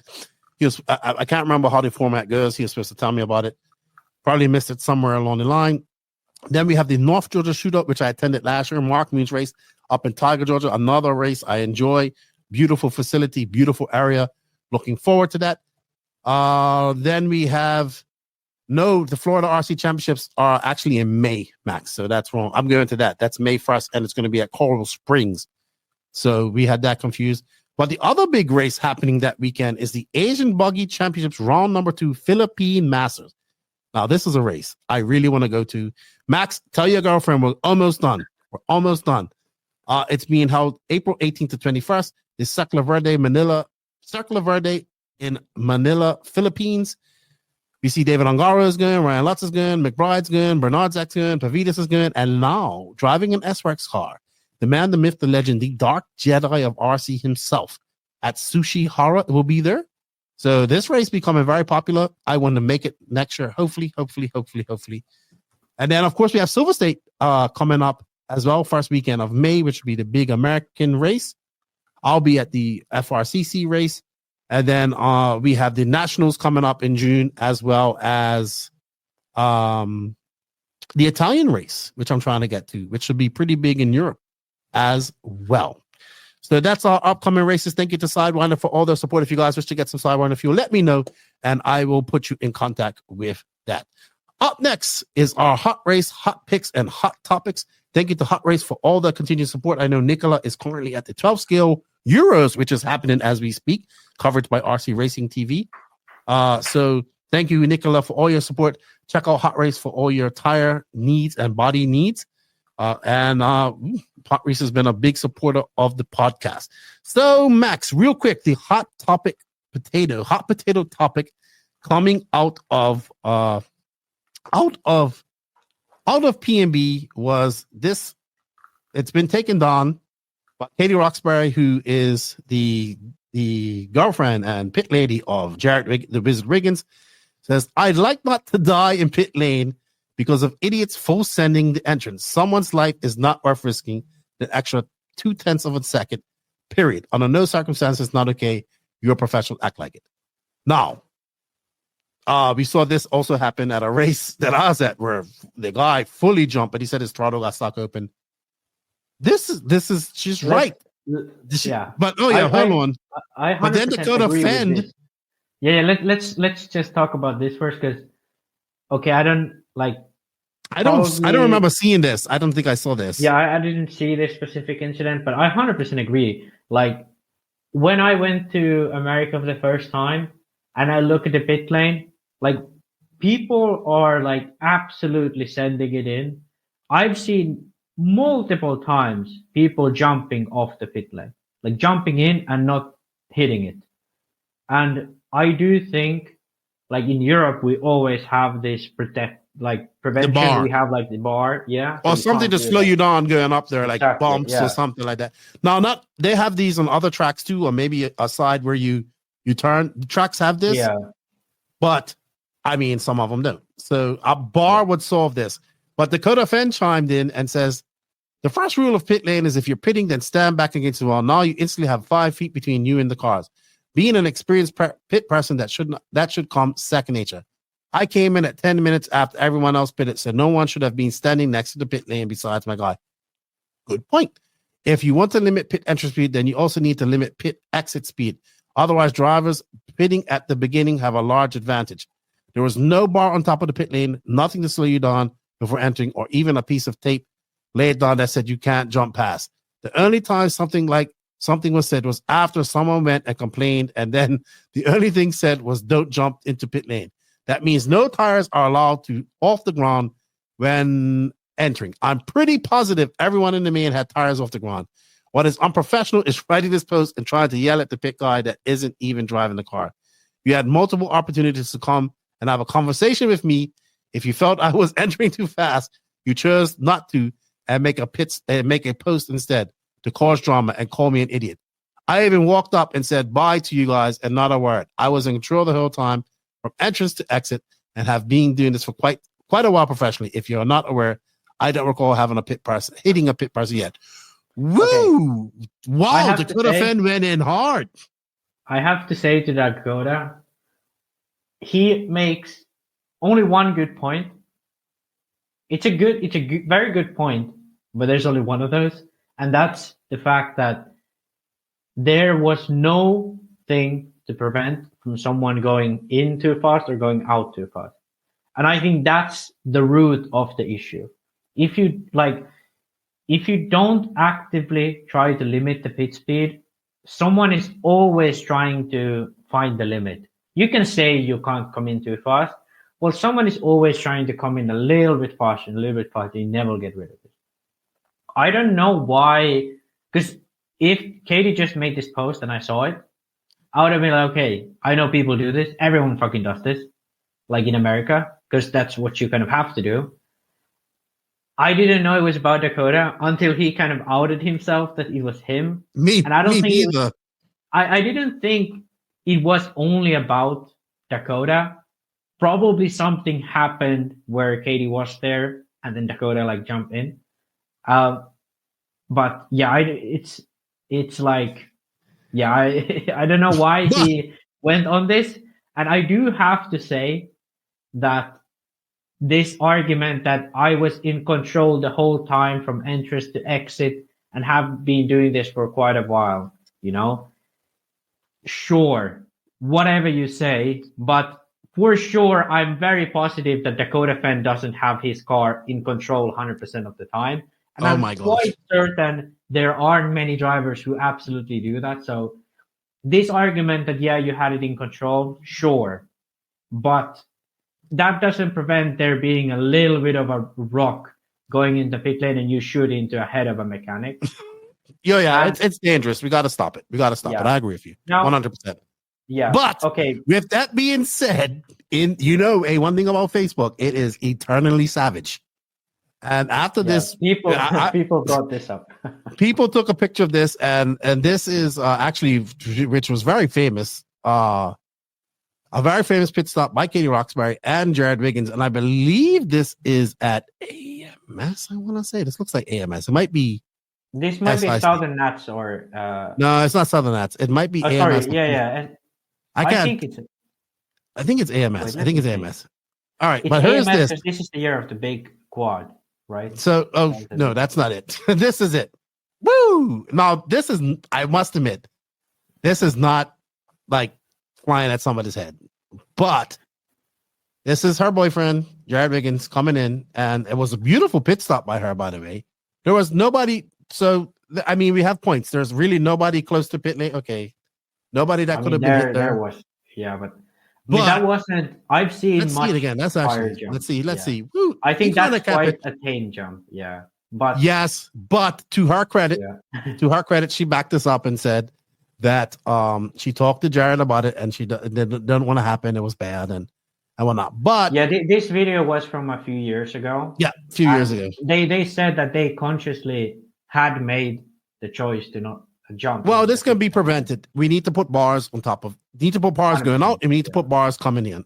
It's simple to slow these cars down. I'm pretty sure it's going to happen in next race, and that's going to solve all of this. Because if a guy smacks his car on the top, he's just going to make accident. If he tries to jump off the side of the front, he's going to have to say, just put bars on it. Simple. She's not wrong at all. And Dakota Phend has some points. I don't feel like getting into that whole discussion, but I think he has some points. Yeah. But it can be all settled with a piece of metal. Yeah, I think this whole argument was silly because don't hate the player, hate the game. And also by Dakota chiming in, like he could have outed himself. He could have said that he could have posted that we are kind of required to do this because that's the only way you can do this. Like everyone's jumping in. Like even Katie said on a follow-up comment that he wasn't the only one. Many people was doing it. Right. But Dakota could have said that we are forced to do this because everyone's doing it. So you cannot give up that half a second or a second. I understand that point too, but it's pretty simple. A piece of welded metal. Two pieces of welded metal, one on the entrance, one on the end, resolves all of this problem. Yeah. If you wanna go even deeper, you can probably put some speed bumps coming up there. No, but I don't. Speed bumps are bad because that unsettles. Oh yeah, I remember what happened to you in speed bumps. Was it at the Euros at IBC? Euros. He was like boop, boop, boop, boop. Like, oh yeah, here comes Max more there for fuel. Boop. Yeah.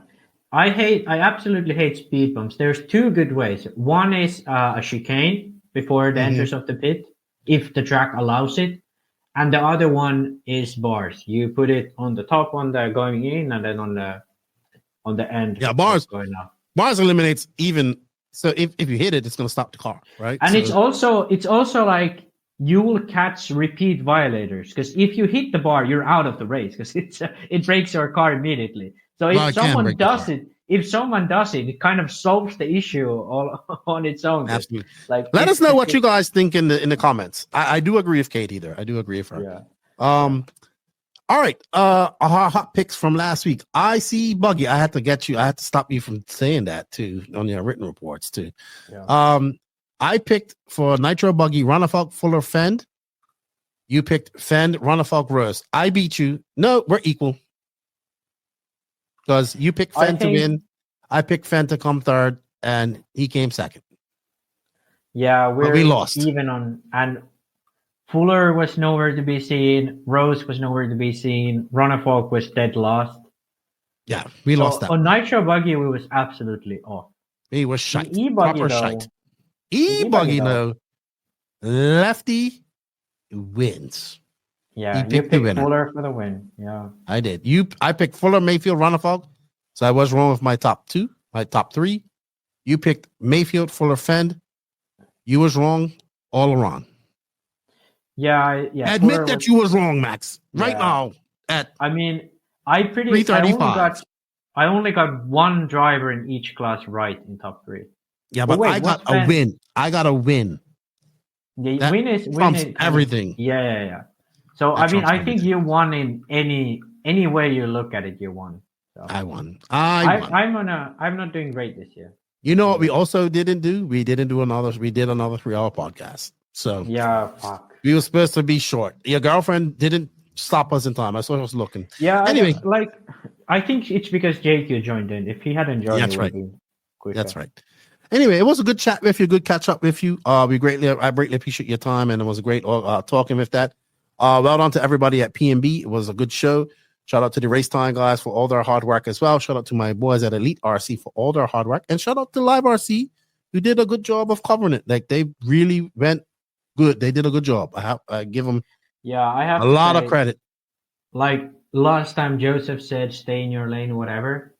If it wasn't for Elite RC, if it wasn't for Mod, we would have never, ever seen this level of coverage from Live RC. Because they have competition, they have had to turn it up. And I have to say, it was great. They still have to fix the starts, because every time now, you barely catch the start. I know, I did notice that. I did notice that. That's annoying, because you're like, wait, like the start's happening, and then like... And you know what? But yeah, everything and you know what? Really good. No matter how jealous JQ gets about us, about the podcast doing some good things, I still think what we said about HB the week before was definitely something that helped out. I mean, they would. I'm not saying it was fully 100%, but maybe we sped that response up a little bit. I think it would not have come out during April, that post or email, if we hadn't talked about it. JQ just can't give credit where credit is due. He can only credit one person, that's himself. All right. So I want to say thank you to everybody for all the support. Shout out to all my FRCC and Floridian RC racers. Have fun at Mills Pond. It looks beautiful there. I wish I was there. Good luck to Brent and Beach RC and Lucas and everybody at the 10 scale national next weekend. I wish I was there too. Well, I'm not, unfortunately. And shout out to everybody, NNRC squad around the world. Thank you to another time, a big thank you to the Figueiredo family. Jose and Joao for all their support going to Portugal. I know it kind of sucked that IBC rained out, but I still had a lot of fun. They treated me well. I love Portugal. I can't wait to go back. If you guys think that, I know they're gonna put IBC in May now. If you guys are thinking about going to IBC, you should check it out. And I want to just say thank you to them, man. I had a lot of fun. I ate a lot of food, and I love Portugal. I really do. I really do. Good luck to everybody racing this weekend. Wherever you're racing, have safe travels. Be safe. Have fun. Remember, be an RC ambassador.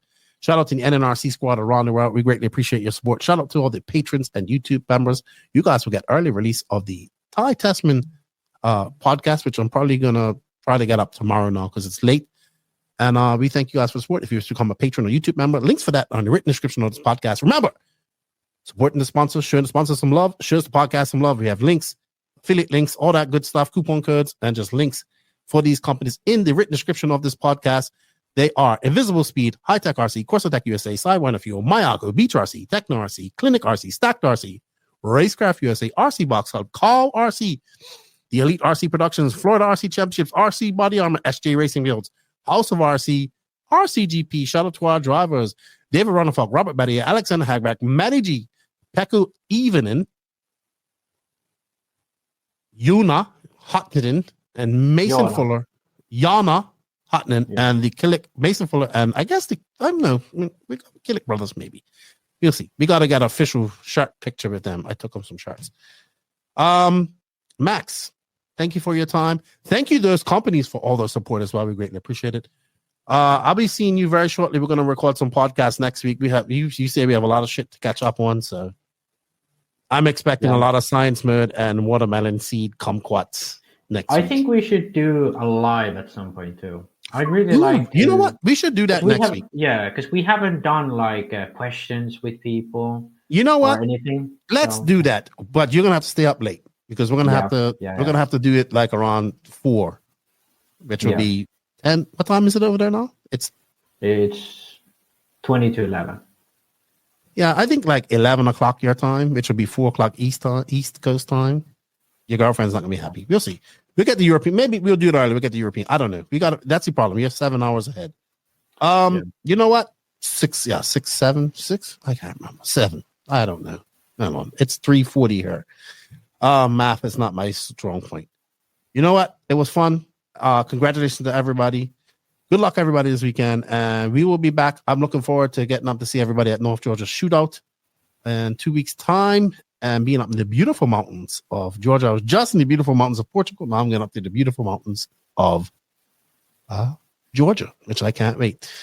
Nitro. Oh, and don't forget, Dakota Slideways. Don't check it out. It's the Midwest Nationals coming up in July. Check out their video here.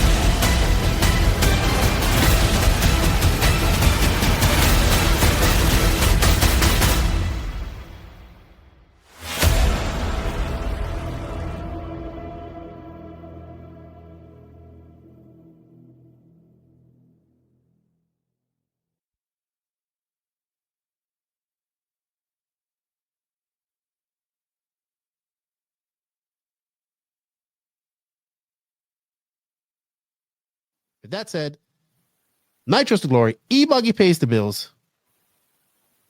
Lefty and Max were out. See you later, Max.